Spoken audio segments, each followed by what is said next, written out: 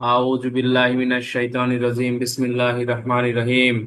আসসালামু আলাইকুম ওয়া রাহমাতুল্লাহ। দুরূদ শরীফ। আল্লাহুম্মা সাল্লি আলা মুহাম্মাদ ওয়া আলা আলি মুহাম্মাদ কামা সাল্লাইতা আলা ইব্রাহিম ওয়া আলা আলি ইব্রাহিম ইন্নাকা হামিদুম মাজিদ। আল্লাহুম্মা বারিক আলা মুহাম্মাদি ওয়া আলা আলি মুহাম্মাদ কামা বারাকতা আলা ইব্রাহিম ওয়া আলা আলি ইব্রাহিম ইন্নাকা হামিদুম মাজিদ। সাল্লাল্লাহু আলাইহি ওয়াসাল্লাম, সাল্লাল্লাহু আলাইহি ওয়াসাল্লাম। সবাই পড়েন লা হাওলা ওয়ালা কুওয়াতা ইল্লা বিল্লাহিল আলিয়্যিল আযীম। বন্ধুরা, আজকের থেকে ইনশাল্লাহ আমরা মাইনর অ্যাক্ট শুরু করব। তো মাইনর অ্যাক্টের আমরা সর্বোচ্চ 14 থেকে 15টা আইন পড়ব। তার মাঝে কিছু আইন থাকবে আমাদের জন্য একেবারে মেজর অ্যাক্টের মতোই, যেমন নারী শিশু, মাদক, তারপরে শুধু শিশু, অস্ত্র, সাইবার। এই আইনগুলোই আমরা বিশেষ করে তার মধ্যে একটা আইনই বেশি সবচেয়ে গুরুত্বপূর্ণ, সেটা হচ্ছে আপনার এই নারী শিশু আইনটা। এবং এবছর ইনশাল্লাহ মোটামুটি আমরা নিশ্চিত থাকবো যে এই আইন থেকে আমাদের প্রশ্ন আসবে। আর আমরা নারী শিশু আইনের সাথে মূলত আমরা দণ্ডবিধি আইনটা পড়বো দ্বিতীয় সেশনে। আর মূলত দণ্ডবিধি আইন তো আজকে পড়বো না, আজকে আমরা নারী শিশু আইনের অল্প কিছু ধারা পড়বো এবং পিআরবিটা পড়বো। এবং ইনশাল্লাহ আমাদের সকালবেলাও ক্লাস হবে, সবাই থাকবেন, ঠিক আছে? একেবারেই উঠে পড়ে লাগতে হবে। কিটা? আরে এমনি এমনি। আচ্ছা, তো ইনশাল্লাহ আমরা শুরু করি বন্ধুরা। নারী ও শিশু নির্যাতন দমন আইন কত? 2000। প্রথম হচ্ছে 2000 ছিল, পরে 2003 হইছে, তারপর হলো 2020, পরে হলো 2022, আর এখন হচ্ছে আপনার 2025। ঠিক আছে কিনা? 2025-এর সংশোধনে নারী শিশুতে মোট 26টি ধারা সংশোধন করা হয়েছে। কয়টা ধারা বন্ধুরা? 26টি ধারা সংশোধন করা হয়েছে।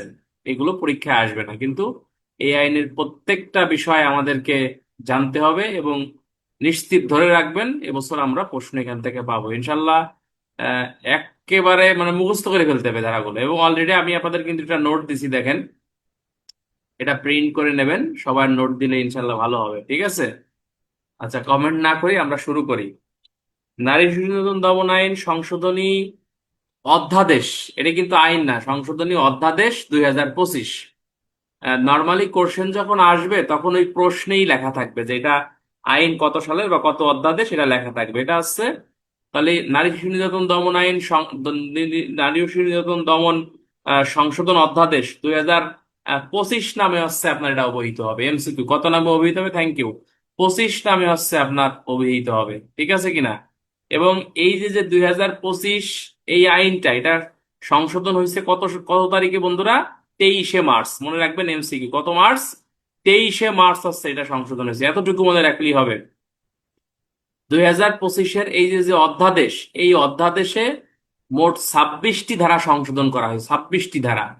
এবং কিছু কিছু ক্ষেত্রে এই আইনের এই আইনের ধারাগুলোতে আপনার শাস্তিরও কিছু পরিবর্তন হয়েছে। যেমন 4 ধারায় আগে শাস্তি ছিল হচ্ছে 1 লাখ টাকা জরিমানা, তো এখন 4 ধারা শাস্তি 20 লাখ টাকা জরিমানা করে করে ফেলাইছে। কথা বুঝতে পারছেন নি? যেমন আগে ধর্ষণ আহ, আহ, শুধু শাস্তি ছিল, কিন্তু এই আইনের সংশোধনে বলৎকারকেও শাস্তিযোগ্য করা হয়েছে। তো এটাও ওই ধর্ষণের মতো সেম অপরাধ, ওটা আমরা আস্তে আস্তে সামনে যাবানি, এখন বললে বুঝবেন না। তাহলে একটা জিনিস মাথায় রাখবো আমরা, যে 2025-এর নারী শিশু যে অধ্যাদেশ হয়েছে, এখানে মোট নারী শিশু নির্যাতন দমন আইনের আগে যে ধারাগুলো ছিল ওগুলো তো আছেই, তার সাথে আরো 26টি ধারা যোগ হয়েছে, ঠিক আছে কিনা? সুতরাং প্রত্যেকটা ধারা আমি পড়বো এবং আপনাদের সবাইকেই কিন্তু আগে আমি ওই একটা পিডিএফ দিয়ে দিছি, দেখেন একটা পিডিএফ দিয়ে দিছি, ওটা একটু প্রিন্ট করে রাখবেন, তাহলে আমার মনে হয় সবার জন্য এই বিষয়টা সুবিধা হবে। এখানে এক ধারায় যে বিষয়টা বলতেছে যে এটা কি আইন নামে অভিহিত হবে। এটা এরকম করলা কে ভাই? আচ্ছা, এরকম কে যেন দেশে, ঠিক আছে, হ্যাঁ এরকম দিলেও ভালো হয়, তাহলে খারাপ হয় না মনে হয়। হ্যাঁ, ভালো করছেন। এখানে আপনাকে বলতেছে, আমরা, বন্ধুরা তোমরা একটু ধৈর্য ধরবা এবং ক্লাসে পড়াগুলো শুনবেন, শুনলে আপনার মনে হয় পুরো মুখস্থ হয়ে যাবে, ঠিক আছে? নারী ও শিশু নির্যাতন দমন আইন সংশোধনী অধ্যাদেশ 2025 নামে এটা অভিহিত হবে। এমসিকিউ, এটা কি নামে অভিহিত হবে? 2025-এর অধ্যাদেশ নামে এটা অভিহিত হবে। আচ্ছা, প্রত্যেকটা আইনের শুরুতেই কিছু কিন্তু সংজ্ঞা দেওয়া থাকে, ওই সংজ্ঞার মাধ্যমে আমরা সামনে কি হবে সেই বিষয়টা আমরা জানতে পারি, ঠিক আছে কিনা? ওই সংজ্ঞার মাধ্যমে সামনে কি হবে বা কি নিয়ে আলোচনা করছে সেটা আমরা বেসিক্যালি জানতে পারি। তো এই আইনে ঠিক কতিপয় গুরুত্বপূর্ণ সংজ্ঞা প্রদান করছে দুই ধারায়। দুই ধারায় যে সংজ্ঞাগুলো বেসিক্যালি প্রদান করছে, দুই ধারায় যে বেসিক্যালি সংজ্ঞাগুলো প্রদান করছে, এই সংজ্ঞাগুলো কিন্তু আসলে মানে এত গুরুত্বপূর্ণ কিছু না, মানে মুখস্থ করার কিছু নাই, কিন্তু আপনাকে জানতে হবে যে এমসিকিউর জন্য যেমন এই আইনের 2 এর কতে বলতেছে অপরাধ। অপরাধ বলতে কি বোঝায় বন্ধুরা? অপরাধ বলতে আপনাকে বলা হচ্ছে যে প্রচলিত যে সকল কাজ করলে বা না করলে আইনে শাস্তির বিধান রাখা হয়েছে সেগুলোই হচ্ছে বেসিক্যালি আপনার অপরাধ হিসেবে আপনার গণ্য হবে। যেমন একটু মনে রাখবেন যে 4-9 সিআরপিসিতে অপরাধের সংজ্ঞা আপনার প্রদান করছে। কি প্রদান করছে? 4-9 আপনার সিআরপিসিতে অপরাধের সংজ্ঞা প্রদান করছে। আবার দণ্ডবিধির 40 ধারায়ও কিন্তু অপরাধের সংজ্ঞা প্রদান করছে। আমরা সহজে যেটা মনে রাখবো, যে সকল কাজ করলে বা না করলে বাংলাদেশের প্রচলিত আইনে শাস্তির বিধান রাখা হয়েছে, বেসিক্যালি এটাই আপনার অপরাধ হিসেবেই গণ্য হবে। এতটুকু মনে রাখলেই হবে, ঠিক আছে? 2-এর কতে আপনার এই অপরাধের সংজ্ঞা এখানে আপনাকে বলতেছে। শাস্তির ব্যবস্থা অর্থাৎ এই সহজ কথা তুমি তোমার মতো করে লিখতে পারো, অর্থাৎ যে সকল কাজ করলে বা না করলে দেশের প্রচলিত আইনে শাস্তির বিধান রাখা হয়েছে তাকেই বেসিক্যালি আপনার অপরাধ হিসেবে আপনার গণ্য করা হবে। এটা হচ্ছে 2-এর কতে আপনাকে কতে এই সংজ্ঞাটা প্রদান করছে। তাহলে এমসিকিউ আসতে পারে নারী শিশুর কোন ধারায় অপরাধের সংজ্ঞা দিয়েছে? তাহলে 2-এর ক। মনে সবাই জোরে বলেন কত? 2-এর ক। জোরে বলেন কত? 2-এর ক কিসের সংজ্ঞা? অপরাধের সংজ্ঞা প্রদান করছে। এরপরে 2-এর খতে চলে যাব আমরা। অপহরণ। অপহরণ ইংরেজি হচ্ছে আপনার অ্যাবডাকশন। অ্যাবডাকশন শব্দের অর্থ হচ্ছে অপহরণ। অপহরণের সংজ্ঞা আপনার 2-এর খতে আপনাকে অপহরণের সংজ্ঞা প্রদান করছে। নারী শিশু আইনে শুধু অপহরণের সংজ্ঞা দেয়নি বন্ধুরা, যেমন অপহরণ যদি করে সেক্ষেত্রে 7 ধারায় শাস্তি, এবং মুক্তিপণ আদায়ের উদ্দেশ্যে যদি অপহরণ করে তাহলে 8 ধারায় শাস্তি।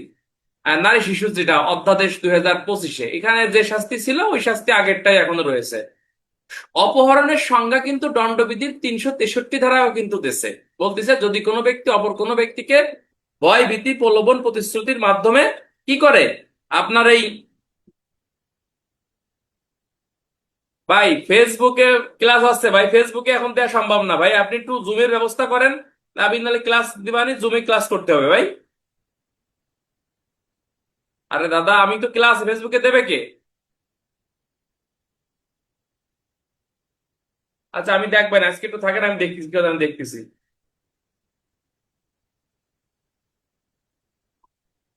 আচ্ছা, পরীক্ষা 80 দণ্ডবিধি এবং নারী শিশু দেবো। আচ্ছা তোমাকে বুঝতে হবে ভাই, নর্মালি যদি অপরাধের সংজ্ঞা আসে সেক্ষেত্রে তোমাকে দণ্ডবিধি 40 ধারা দিয়ে অ্যান্সার করতে হবে। ক্লিয়ার? নর্মালি যদি প্রশ্ন আসে যে নারী শিশুতে অপরাধ বলতে কি বোঝায়, তখনই নারী শিশু 2-এর ক দিয়ে আপনাকে অ্যান্সার করতে হবে। নর্মালি অপরাধ কাকে বলে, অপরাধ প্রতিরোধে পুলিশের ভূমিকা কি, সেক্ষেত্রে দণ্ডবিধি 40, কার্যবিধি 4-9 এবং সিআরপিসির 149 থেকে 153 ধারা আপনাকে লিখতে হবে। আমি কি বোঝাতে পারছি? আর যদি এমনি অপহরণের সংজ্ঞা আসে, অ্যাবডাকশনের সংজ্ঞা আসে, তাহলে আপনাকে দণ্ডবিধির 363 ধারা দিয়ে আপনাকে অ্যান্সার করতে হবে। কি করতে হবে বন্ধুরা? দণ্ডবিধির 363 ধারা দিয়ে আপনাকে কিন্তু এই অ্যান্সারটা করতে হবে।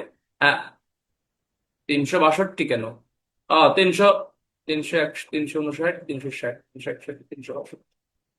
হ্যাঁ 362, সরি, হ্যাঁ 362-তে আপনাকে কিন্তু অ্যান্সারটা করতে হবে। অর্থাৎ যদি কোনো ব্যক্তি অপর কোনো ব্যক্তিকে ভয় ভীতি প্রলোভন প্রতিশ্রুতির মাধ্যমে কি করে, ভয় ভীতি প্রলোভন প্রতিশ্রুতির মাধ্যমে আপনার এই মানে কি করে আপনাকে এক স্থান থেকে অন্য স্থানে যেতে বাধ্য করে, সেটা দেশের ভিতরে বা দেশের বাইরে যে কোনো জায়গায় আপনার হতে পারে, সে ব্যক্তি হচ্ছে আপনার এই অপহরণ করছে বলেই বেসিক্যালি আপনার গণ্য হবে। তো আমরা যে এখানে যেটা জানলাম যে নর্মালি নারী শিশুতে যদি অপহরণ করা হয় তার শাস্তি হচ্ছে নারী ও শিশু নির্যাতন দমন আইন সংশোধনী 2007। আর আপনি যদি মুক্তিপণ আদায়ের উদ্দেশ্যে আপনি যদি অপহরণ করেন তাহলে তার শাস্তি হচ্ছে নারী ও শিশু নির্যাতন দমন আইন 2000, আপনার এই অধ্যাদেশ 2025-এর আপনার বলা হচ্ছে যে আপনি এই 8 ধারা মোতাবেক আপনি অপরাধ করছেন বলেই বেসিক্যালি গণ্য হবে। এখানে আমাদের যেটা পরীক্ষা আসতে পারে যে নারী শিশু আইনে অপহরণকে সংজ্ঞায়িত করা হয়েছে কোন ধারায়, তাহলে 2-এর খতে অপহরণকে সংজ্ঞায়িত করা হয়েছে। অর্থাৎ বলা হচ্ছে বলপূর্বক প্রলুব্ধ করে, ফুসলাইয়া বা ভুল বুঝাইয়া বা ভীতি প্রদর্শন করে এক স্থান থেকে অন্য স্থানে আপনি যখন একজনকে নিয়ে যাবেন, তখন সেটা হচ্ছে আপনার এই এই অপহরণ করছেন বলেই গণ্য হবে। তাহলে মুখস্থ করে ফেলি আমরা।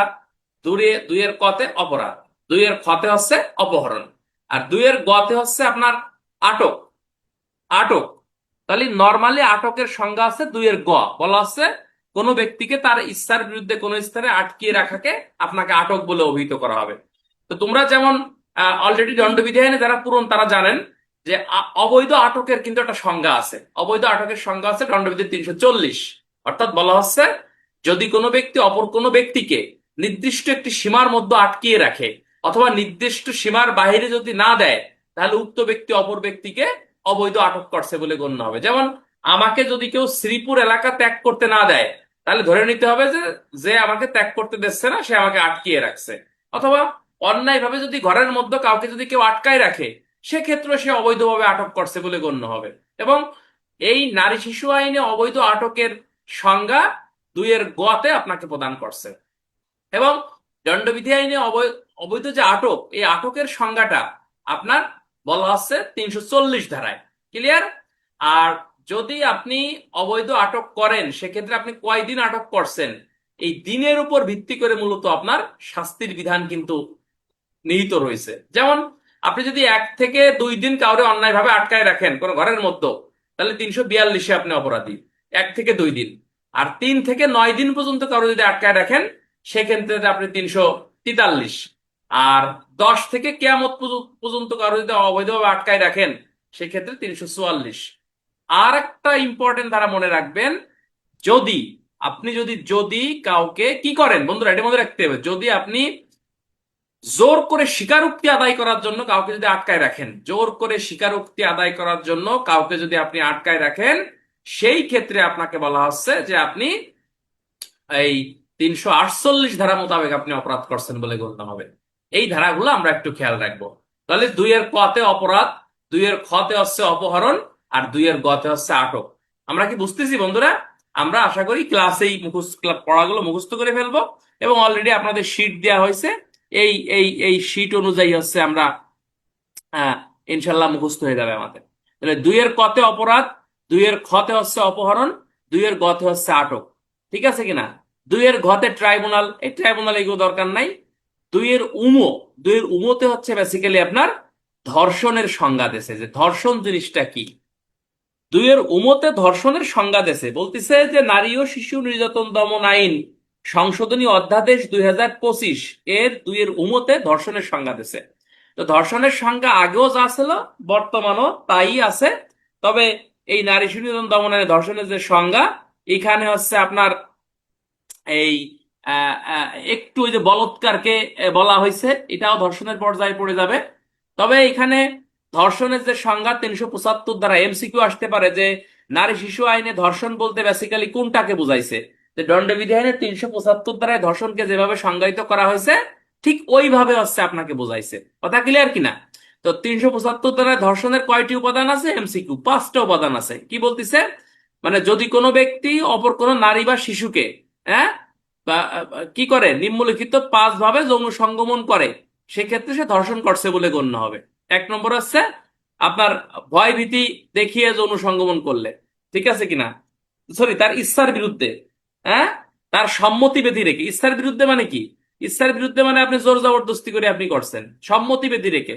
তাহলে এখানে একটু প্রশ্ন জাগে যে স্যার ইচ্ছার বিরুদ্ধে নয় বুঝলাম, তাহলে সম্মতি বেঁধে রেখে কিরকম? সম্মতি বেঁধে রেখে মনে করো তুমি একটা মেয়েরে আইনে তাকে তুমি মনে করো যে চেতনানাশক ওষুধ খায় তুমি এই কাজ করছো, তাহলে এটা সম্মতি বেঁধে রেখে। ঠিক আছে, এটা একদম ঘুমন্ত মানুষের সাথে তুমি এই কাজ করছো, তাহলে এটা সম্মতি বেঁধে রেখে। তাহলে একটা আছে ইচ্ছার বিরুদ্ধে, একটা আছে সম্মতি বেঁধে রেখে, আর একটা আছে ভয় ভীতি দেখিয়ে সম্মতি আদায় করে। অর্থাৎ না দিলি মেরে ফেলবো বা তোকে খুন করে ফেলবো, তুই এখনই এটা কর, তাহলে এটাও কিন্তু ধর্ষণ হিসেবে গণ্য হবে। তাহলে ইচ্ছার বিরুদ্ধে, সম্মতি বেঁধে রেখে, ভয় ভীতি দেখে সম্মতি আদায় করে। নারীটি এইভাবে সম্মতি দেয় যে যে পুরুষ লোকটি তার স্বামী, কিন্তু পুরুষ লোকটি মনে মনে ভাবে যে সে তার স্ত্রী না। যেমন আমাদের দেশে প্রেম টেম করে যেগুলো হয় আর কি, তাহলে এটাও কিন্তু বেসিক্যালি ধর্ষণের পর্যায়ে আপনার পড়ে যাবে। ঠিক আছে কিনা? আর 5 নম্বরে যেটা বলতেছে যে ওই নারীর বয়স বা ওই মেয়ের বয়স যদি 14 বছরের কম হয়, তার সম্মতি থাকুক বা সম্মতি না থাকুক, সেটা ধর্ষণ হিসেবেই আপনার গণ্য হবে। কথা ক্লিয়ার কিনা? এই হলো বেসিক্যালি ধর্ষণের সংজ্ঞা, দণ্ডবিধির 375 ধারায় বলতেছে। এবং 375 ধারায় ধর্ষণকে যেভাবে সংজ্ঞায়িত করা হয়েছে, নারী ও শিশু নির্যাতন দমন সংশোধনী অধ্যাদেশ 2025 এর উমো 2 এর উমোতে ধর্ষণকে ঠিক একইভাবে আপনাকে সংজ্ঞায়িত করছে। তাহলে আমরা এখানে যে বিষয়টা জানলাম, যে ধর্ষণের সংজ্ঞা দণ্ডবিধির কোন ধারা অনুযায়ী বলা হয়েছে, 375 ধারা অনুযায়ী আপনাকে বলা হয়েছে। আচ্ছা, ধর্ষণের ক্ষেত্রে 9 ধারার যে ক্লোজ গুলো আছে ওটা আমরা পড়বানি, এত ব্যস্ত হয়েন না। আর ইনশাল্লাহ কালকে সকালবেলাও আমরা ক্লাস নেব, কি পড়াবো সেটা বলবো। এখন আর খুবই কম সুযোগ আছে, একেবারে ভালো করে পড়তে হবে। আচ্ছা, তাহলে 2 এর উমতে আমরা ধর্ষণের সংজ্ঞা পেয়ে গেলাম। তাহলে 2 এর কতে হচ্ছে অপরাধ, তারপর হচ্ছে খতে অপহরণ, গতে আটক, আর ঘতে ট্রাইব্যুনাল, ওটা দরকার নাই জানার। উমতে এই ধর্ষণের সংজ্ঞাটা আমরা বুঝে ফেললাম। এখান থেকে জাস্ট এমসিকিউ মনে রাখবেন। 2 এর সতে বলতেছে নবজাতক। এই নবজাতক বলতে অনূর্ধ্ব 40 দিন বয়সের কোন শিশুকে আপনার বোঝাবে, এটা এমসিকিউটা মনে রাখতে হবে। যে নারী ও শিশু নির্যাতন দমন সংশোধনী অধ্যাদেশ 2025-এ নবজাতক বলতে কতদিন বয়সের শিশুকে বোঝাবে? তাহলে অনূর্ধ্ব 40 দিন। অনূর্ধ্ব 40 দিন মানে কি বন্ধুরা, এটা কি বুঝতেছেন? মানে 40 দিনের বেশি হবে না। মনে রাখবেন, অনূর্ধ্ব মানে কি 40 দিনের বেশি আপনার হবে, নয়াকারে না।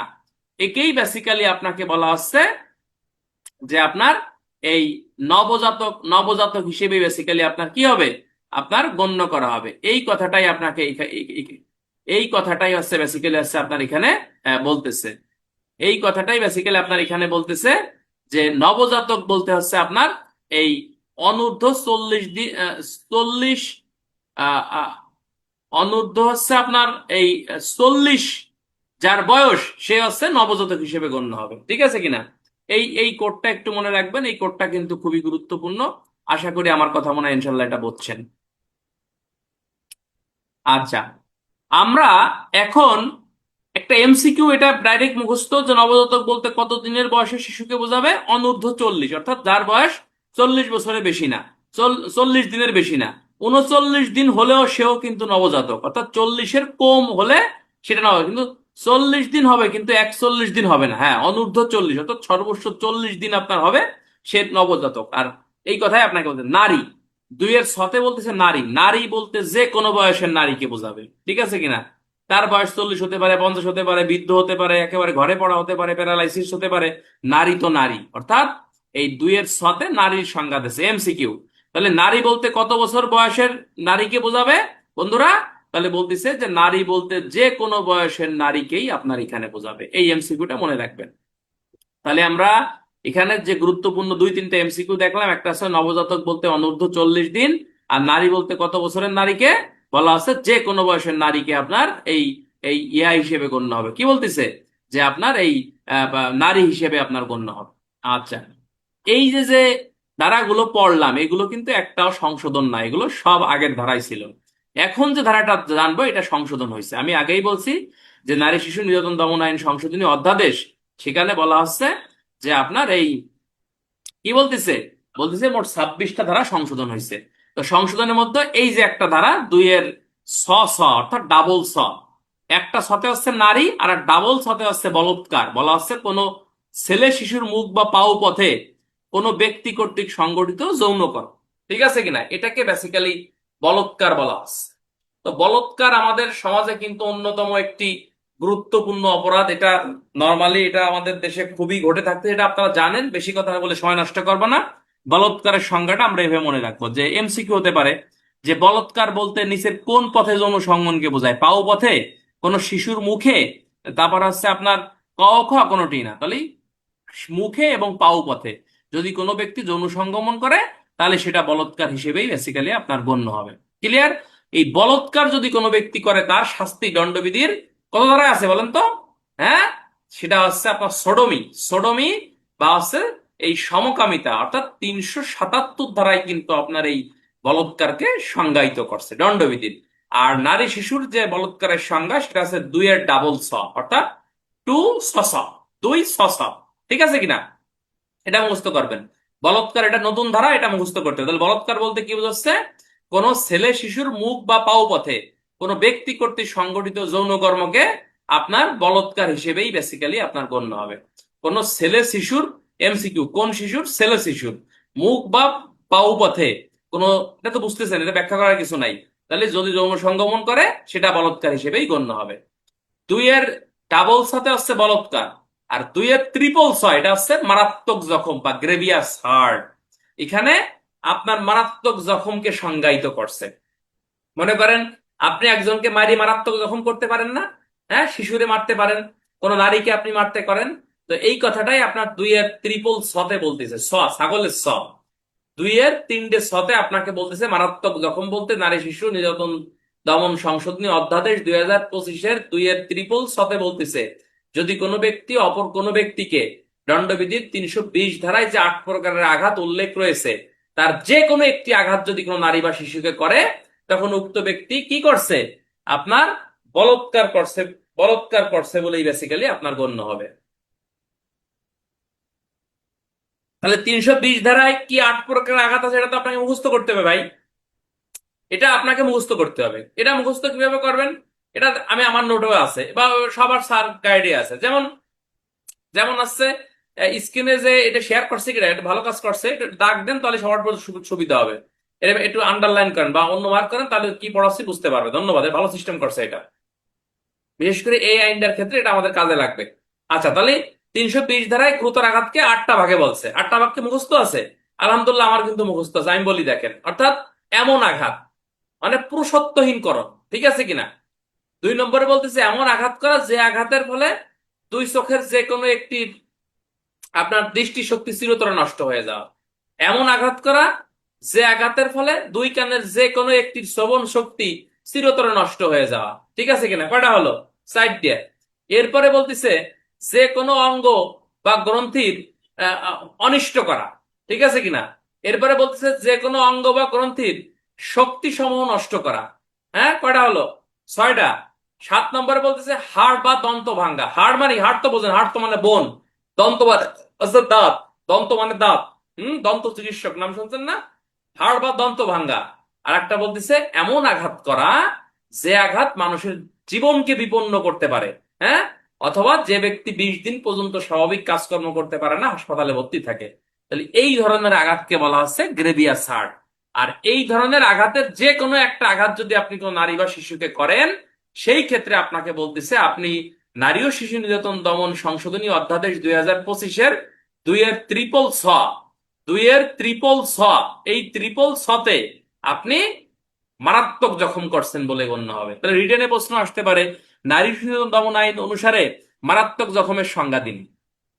হ্যাঁ, তাহলে এই সংজ্ঞাটা কিন্তু আপনি দণ্ডবিধি আইন দিলে কিন্তু হবে না। আপনাকে দণ্ডবিধি আইনের 8টা পয়েন্ট আপনাকে ও 8টা পয়েন্ট ভুলে ভুলে গেছে, যে যে মস্তক বিকৃতকরণ, এটা একটা ভুলে গেছে, একটা কম ছিল বোধহয় আমার। হ্যাঁ, তাহলে দুইয়ের ট্রিপল ছয় দিয়ে এই সংজ্ঞাটা আপনাকে লিখতে হবে।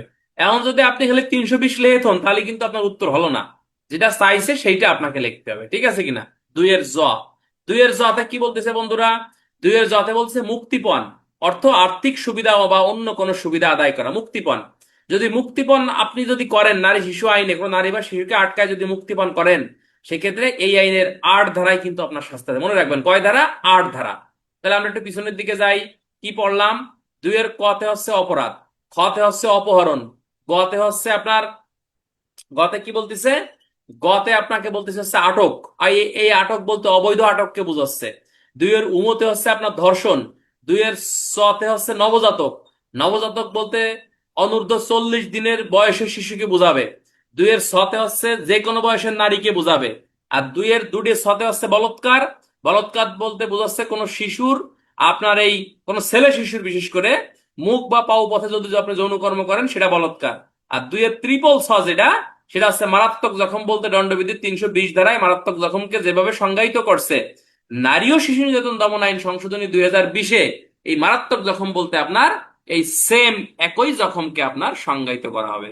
সবাই পড়েন লা হাউলা ওয়ালা কুওয়াতা ইল্লা বিল্লাহিল আলিয়্যিল আযীম। সকালবেলাও কিন্তু আমরা ক্লাস নেব, ফাঁকি দেওয়ার সময় নাই, প্রচুর পড়তে হবে আমাদের।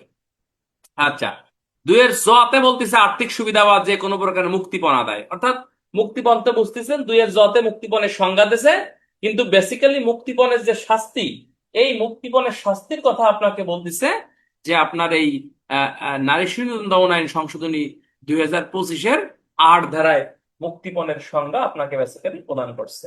Thank you. আমরা চলে যাব এখন যৌতুক। যৌতুকের সংজ্ঞার কোনো বেসিক্যালি পরিবর্তন নাই। যৌতুকের সংজ্ঞার পরিবর্তন ওই একই কথা বলতেছে।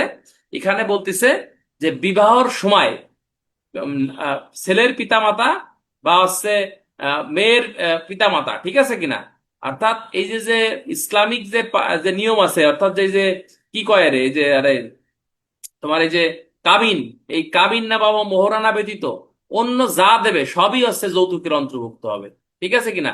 আর নারী শিশু দমন সংশোধনী 2025 অধ্যাদেশে যৌতুকের যে শাস্তির বিধান আছে সেটা আছে 11 ধারা।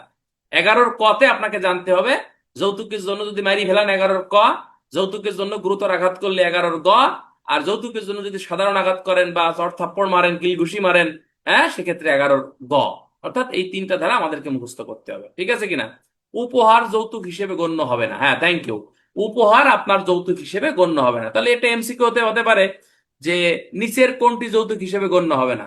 বিয়ের সময় মেয়ে পক্ষ ছেলেকে মোটরসাইকেল দিলে, বিয়ের সময় মেয়ে পক্ষ ছেলেকে একটি ফ্ল্যাট লিখে দিলে, বিয়ের সময় ছেলে পক্ষ মেয়েকে আপনার এই একটি খুশি হয়ে কোনো মানে যে কোনো মানে সরি মানে কাবিননামা, কোনোটি না। তাহলে কাবিননামার অর্থ এটা কিন্তু আপনার এই যৌতুক হিসেবে গণ্য হবে না। যৌতুকের সংজ্ঞা এখানে যেভাবে বলছে মুখস্থ করার কিছু নাই, নর্মালি মনে রাখবেন বিয়ের সময় খুশি হয়ে বা বেজার হয়ে ছেলে পক্ষ মেয়ে পক্ষকে বা মেয়ে পক্ষ ছেলে পক্ষকে মানে উপহার ব্যতীত বা এই কাবিননামা ব্যতীত যা দেবে সবই হচ্ছে আপনার যৌতুক। এটা দেনমোহর, যৌতুক না। এক কথায় দেনমোহর সেটা হচ্ছে আপনার যৌতুক না। তাহলে যৌতুকের যে সংজ্ঞাটা এখানে বেসিক্যালি দিছে, সেই ক্ষেত্রে বিয়ের সময় যে কোনো পক্ষ যদি ছেলে নেয় সেটাও যৌতুক হবে, মেয়ে নিলেও কিন্তু সেটাই যৌতুক হবে। তবে আমাদের দেশের যে বাস্তব চিত্র, মেয়েরা কি যৌতুক নেয়? আমি তো এরকম বিয়ে দেখি নেই। ছেলেরাই যৌতুক নেয় নয় নর্মালি, ঠিক আছে কিনা, ছেলেরাই যৌতুক নেয়। আর একটা জিনিস আপনাদেরকে মনে রাখতে হবে, এটা হচ্ছে নারী শিশুর ক্ষেত্রে এই বিধান প্রযোজ্য, বাট যৌতুক দিলে বা নিলে কি শাস্তি হবে, এই ভালো কথা মনে রাখবেন। এক মানে আসলে প্রাইভেটের অর্থ হচ্ছে অনেক বিষয় আপনাকে জানতে হবে। যৌতুক দিলে বা নিলে কি হবে, এই শাস্তি কিন্তু নারী শিশু আইনে উল্লেখ নাই। যৌতুকের জন্য মারি ফেললে 11-র ক, গুরুতর আঘাত করলে 11-র খ, আর যদি সাধারণ আঘাত করেন যৌতুকের জন্য 11-র গ। কিন্তু যৌতুক যদি আপনি দেন, যৌতুক নিরোধ আইন 2018-র 3 ধারায় শাস্তি। যৌতুক যদি আপনি নেন, যৌতুক নিরোধ আইন 2018-র 4 ধারায় আপনার শাস্তি। আর যৌতুকের জন্য যদি কোনো ব্যক্তি মিথ্যা মামলা করে, ভাই মিথ্যা মামলা যদি করে, সেই ক্ষেত্রে হচ্ছে আপনার 5 ধারা মোতাবেক হচ্ছে আপনার 5 ধারা না 7 ধারা, 6 ধারা, 6 ধারা মোতাবেক হচ্ছে আপনার শাস্তির বিধান আছে। তাহলে আমরা কি জানলাম দেখেন, এক যৌতুক পড়তে যাই কত কিছু আমরা শিখে ফেললাম। যৌতুক দিলে 3 শাস্তি, যৌতুক নিলে 4 শাস্তি, হ্যাঁ, 50,000 টাকা জরিমানা। আর যৌতুকের জন্য যদি মিথ্যা মামলা করে, সেই ক্ষেত্রে আপনাকে বলা হচ্ছে যে আপনার এই কয় ধারায় শাস্তি বন্ধুরা, বলা হচ্ছে যে আপনার 6 ধারা মোতাবেক তার শাস্তির বিধান আছে। কিন্তু নারী শিশু আইনে যৌতুকের কোনো শাস্তি উল্লেখ নাই। কিন্তু যৌতুক, তুমি যৌতুকের জন্য তোমার বউরে মারি ফেলাইছো, 11-র ক। যৌতুকের জন্য তোমার বউরে গুরুতর আঘাত করছো, তো গ্রেভিয়াস হার্ট মানে দণ্ডবিধি 320 ধারায় যে আঘাতের কথা বলছে, এই আঘাত তুমি করছো, সেই ক্ষেত্রে 11-র খ। আর যৌতুকের জন্য তুমি তোমার স্ত্রীর গায়ে হাত দিয়েছো, চড় থাপ্পড় মারছো, কিল ঘুষি মারছো, এই জন্যই তোমার শাস্তি হচ্ছে 11-র গতে আছে, তোমার শাস্তির বিধান কিন্তু রাখা আছে। তাহলে আমরা দেখো একটা জিনিস পড়তে যাই আমরা কতগুলো জিনিস পড়ে ফেললাম, তাই না বন্ধুরা। আমরা এখন চলে যাব নারী শিশু নির্যাতন দমন সংশোধনী অধ্যাদেশ 2025-এর 2-এর ইও ইও ইও ইওতে বোঝেন, এই ইওতে আপনাকে বলা হচ্ছে যৌন কর্ম। হ্যাঁ, 2-এর ইওতে আপনাকে বলা হচ্ছে যৌন কর্ম জিনিসটা কি, এটা কিন্তু গুরুত্বপূর্ণ। যৌন কর্ম জিনিসটা আপনাকে বলা হচ্ছে 2-এর ইওতে বলা হচ্ছে যৌতুক। আর 2-এর দুটি ইওতে দুটি যৌতুক মানে 2-এর 2টা ইও যেটা, এইটাকে বলা হচ্ছে আপনার যৌন কর্ম। তাহলে এটা মনে রাখা কিন্তু সহজ, যতে যৌতুক যতে যৌন কর্ম। তাহলে একটা ইওতে হলো যৌতুক, আর 2টি ইওতে আছে যৌন কর্ম, এটা মনে রাখতে হবে। বলা হচ্ছে যে কোনো নারী বা শিশুর যোনি বা পাওপথে বা মুখের অভ্যন্তরে কোনো ব্যক্তি কর্তৃক যৌন কামনা চরিতার্থ করার উদ্দেশ্যে পুরুষাঙ্গ বা দেহের কোনো অংশ কিংবা অন্য কোনো বস্তু যদি প্রবেশ করায়, তাহলে উক্ত ব্যক্তি যৌন কর্ম করছে বলেই গণ্য হবে।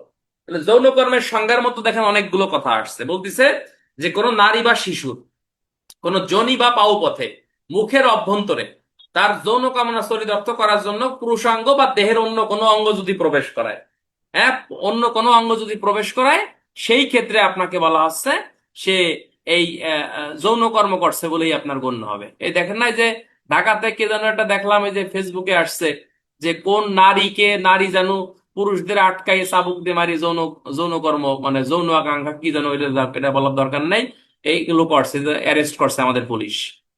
আচ্ছা, তাহলে যৌনকর্মের সংজ্ঞাটা আমরা কি জানলাম? যৌনকর্ম অর্থ হচ্ছে কোনো নারী বা শিশুর যোনি বা পাওপথ বা মুখের অভ্যন্তরে কোনো ব্যক্তি কর্তৃক যৌন কামনা চরিতার্থ করার উদ্দেশ্যে পুরুষাঙ্গ বা দেহের কোনো অংশ কিংবা অন্য কোনো বস্তু প্রবিষ্টকরণ, অর্থাৎ এই যে যদি আপনি ঢোকান, সেক্ষেত্রে আপনি যৌনকর্ম করছেন বলেই গণ্য হবে। এতটুকু মনে রাখলেই হবে। এমসিকিউ আসতে পারে যে যৌনকর্ম অর্থ নিচের কোনটি? পাওপথে মানে পুরুষাঙ্গ ঢোকানো, তারপর আসছে দেহের অন্য কোনো অংশ প্রবেশ করানো, তারপরে হচ্ছে আপনার মুখের মধ্যে মানে এটা প্রবেশ করানো, উপরের সবগুলো, সঠিক অ্যান্সার হচ্ছে উপরের সবগুলো। এগুলো একটু মনে রাখলে হবে, এছাড়া আর অন্য কিছু কিছু না। তাহলে আমরা এখানে দুয়ের ট, দুয়ের ট তে কিন্তু শিশু, শিশু বলতে এখানে অনধিক 16 বছর বয়সের কোন শিশুকে, ব্যক্তিকে আপনার শিশু। তাহলে নারী শিশু আইনে শিশু বলতে কত বছরের ব্যক্তিকে রয়েছে? তাহলে যার বয়স 16 বছরের কম, অর্থাৎ যার বয়স 16 বছর পর্যন্ত, এই নারী শিশু আইনে সে হচ্ছে শিশু। কিন্তু শিশু আইন 2013 সংশোধনী 2018, এখানে বলা হচ্ছে 18 বছর পর্যন্ত সে হচ্ছে শিশু। দণ্ডবিধি আইনের 506 শিশুর বয়স বলা হচ্ছে 18 বছর পর্যন্ত। ঠিক আছে কিনা? হুম।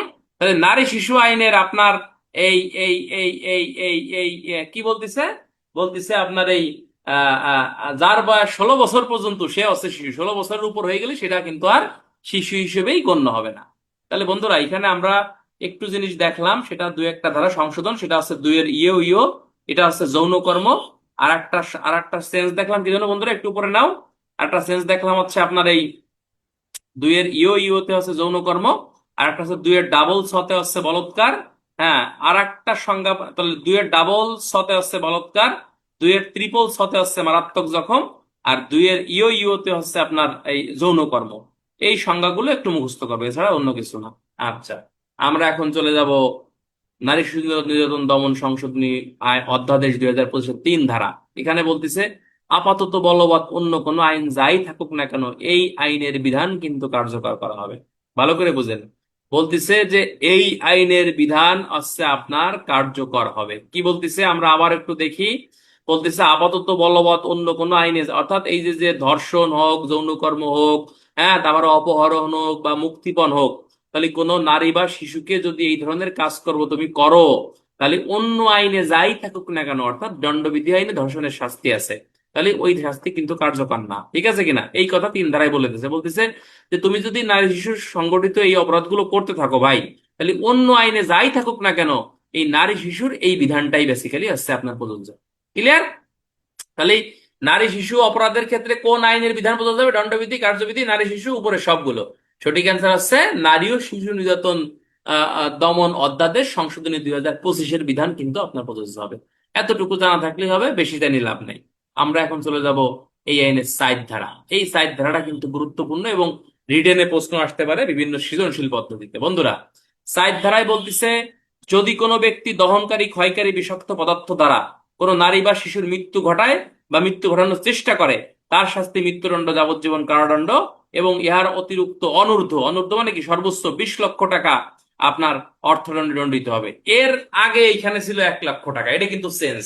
তাহলে এমসিকিউ আসতে পারে, দহনকারী, ক্ষয়কারী বিষাক্ত পদার্থ দ্বারা কোনো নারী বা শিশুকে মেরে ফেললে বা মৃত্যু ঘটানোর চেষ্টা করলে তার শাস্তি কত টাকা পর্যন্ত জরিমানা হতে পারে? 10 লক্ষ টাকা, 20 লক্ষ টাকা, 1 লক্ষ টাকা, উপরের সবগুলো। তাহলে যে মেইন বই পড়বে না বা সংশোধনী জানে না, সে কিন্তু 1 লক্ষই দাগায় দেবে। তাহলে তোমাকে জানতে হবে অনূর্ধ্ব 20 লক্ষ টাকা অর্থদণ্ডের বিধান কিন্তু এখানে রাখা হয়েছে। স্যার, ধারা লিখবো না অধ্যাদেশ লিখবো? আচ্ছা, আপনি এখানে অবশ্যই লিখবেন, ধারা লিখবেন। আপনি সংশোধনী অধ্যাদেশ 2025-এ এত ধারা, এই ধারা লিখবেন। ঠিক আছে কিনা? ধারা লিখবেন, ধারা। আচ্ছা, তাহলে আমরা এখানে কি জানলাম? যদি এরকম প্রশ্ন আসে যে ক নামক একজন ব্যক্তি খ নামক নারীকে ক্ষয়কারী বিষাক্ত পদার্থ দ্বারা হত্যা করে, অপরাধ কি? তাহলে আপনাকে কি ওই অন্য কোন আইন দিয়ে অ্যান্সার করলে হবে? আপনাকে কিন্তু এই নারী শিশু আইন দিয়ে অ্যান্সার করতে হবে। ঠিক আছে কিনা? ক্ষয়কারী পদার্থ, এসিড নিক্ষেপ করে মারি ফেললো, এখন তুমি যদি এসিড আইনের 4 ধারা, 3 ধারা, 4 ধারা দিয়ে অ্যান্সার লেখো, ঠিক আছে কিনা, সেই ক্ষেত্রে কি অ্যান্সার করলে ভুল হবে না? অবশ্যই ভুল হবে। তাহলে এখানে আপনাকে এই নারী শিশু আইন দিয়ে অ্যান্সার করতে হবে। তাহলে আমরা একটা জিনিস, একটা থিওরিক্যাল বিষয় শিখলাম যে নারী শিশু রিলেটেড কোনো প্রশ্ন আসলে অন্য আইনে যাই থাকুক না কেন, এই নারী শিশু আইন দিয়েই অ্যান্সার করতে হবে। কারণ কি, এই কথাটাই কিন্তু আপনাকে বলা হচ্ছে যে আপনার 3 ধারায় বলে দিয়েছে যে বাংলাদেশে অন্য আইনে যাই থাকুক না কেন, নারী শিশুর সাথে কোনো অপরাধ সংঘটিত হলে আপনার আহ, এই আইনটির বিধানগুলোই প্রযোজ্য হবে, অন্য আইনের বিধান প্রযোজ্য হবে না। তাহলে 4-এর 1 ধারা আমরা শিখে ফেলছি। শাস্তি আছে মৃত্যুদণ্ড, যাবজ্জীবন কারাদণ্ড, অনূর্ধ্ব 1 লক্ষ টাকা অর্থদণ্ডের বিধান এখানে রাখা হয়েছে। ক্লিয়ার ভাই? ডাইরেক্ট ক্লাসে পড়া মুখস্থ, এটা ডাইরেক্ট মুখস্থ করতে হবে এবং সৃজনশীল প্রশ্ন আসবে। ঠিক আছে কিনা? 4-2 ধারায় কি বলতেছে? বলতেছে দহনকারী ক্ষয়কারী বিষাক্ত পদার্থ দ্বারা এমন ভাবে আহত করে যার ফলে উক্ত নারী বা শিশুর দৃষ্টিশক্তি, শ্রবণ শক্তি বা শরীরের কোনো অঙ্গ বিকৃত করে বা নষ্ট করে। ঠিক আছে কিনা? এই ক্ষেত্রে আপনাকে বলতেছে যে 4-2 মানে 4-1-এ বলতেছে হচ্ছে ডাইরেক্ট আপনি মেরিয়ে লাইছেন কি বিষাক্ত ক্ষয়কারী পদার্থ দ্বারা। আর 4-2-তে আপনাকে বলতেছে যে শরীরের 5টা গুরুত্বপূর্ণ অঙ্গ আপনি নষ্ট করে ফেলছেন। 5টা গুরুত্বপূর্ণ অঙ্গ কি কি? বলতেছে দৃষ্টিশক্তি, শ্রবণ শক্তি, মুখমণ্ডল, স্তন বা যৌনাঙ্গ। হ্যাঁ, আহ, আহ, যদি আপনি বিকৃত করেন বা নষ্ট করেন, তার শাস্তি এখানে বলা হচ্ছে মৃত্যুদণ্ড বা যাবজ্জীবন কারাদণ্ড। আগেও ছিল 1 লক্ষ টাকা, আর এইখানে এসে করতেছে যে 10 লক্ষ টাকা অর্থদণ্ড। প্রশ্ন হতে পারে, ক নামক ব্যক্তি খ নামক নারীর মুখে বিষাক্ত পদার্থ নিক্ষেপ করে মুখমণ্ডলকে বিকৃত করলো, অপরাধ কি? বহুত পাগল আছে আমার মতো, অ্যাসিড দিয়ে অ্যান্সার করে না, অ্যাসিড দিয়ে অ্যান্সার করলে হবে না, আপনাকে নারী শিশু দিয়ে অ্যান্সার করতে হবে। যৌন অঙ্গ আপনার বিকৃত করে ফেললো, স্তন বিকৃত করে ফেললো, শ্রবণ শক্তি নষ্ট করে ফেললো, দৃষ্টি শক্তি নষ্ট করে ফেললো, তাহলে আপনার শাস্তি কি? হ্যাঁ, তাহলে তার শাস্তি হচ্ছে মৃত্যুদণ্ড বা যাবজ্জীবন কারাদণ্ড, এবং ইহার অতিরিক্ত হচ্ছে আপনার অর্থদণ্ডে হচ্ছে আপনার দণ্ডিত হবে 10 লক্ষ টাকা। এটা মনে রাখবেন, 10 লক্ষ টাকা। তাহলে 4-1-এ বলতেছে মারি ফেললি বা মেরে ফেলার চেষ্টা করলে মৃত্যুদণ্ড, যাবজ্জীবন কারাদণ্ড, অনূর্ধ্ব 20 লক্ষ। আর 4-2-তে বলতেছে যে মারেন নাই ঠিক আছে, কিন্তু শরীরের 5টা গুরুত্বপূর্ণ অঙ্গ আপনি নষ্ট করে ফেলাইছেন। কি দ্বারা? এসিড দ্বারা বা ক্ষয়কারক বিষাক্ত কোনো পদার্থ দ্বারা। সেখানে আপনাকে বলতেছে যে কি দৃষ্টিশক্তি, শ্রবণ শক্তি অর্থাৎ চোখ এবং কান, এবার আছে মুখমণ্ডল, এবার আছে স্তন এবং কোন যৌন অঙ্গ।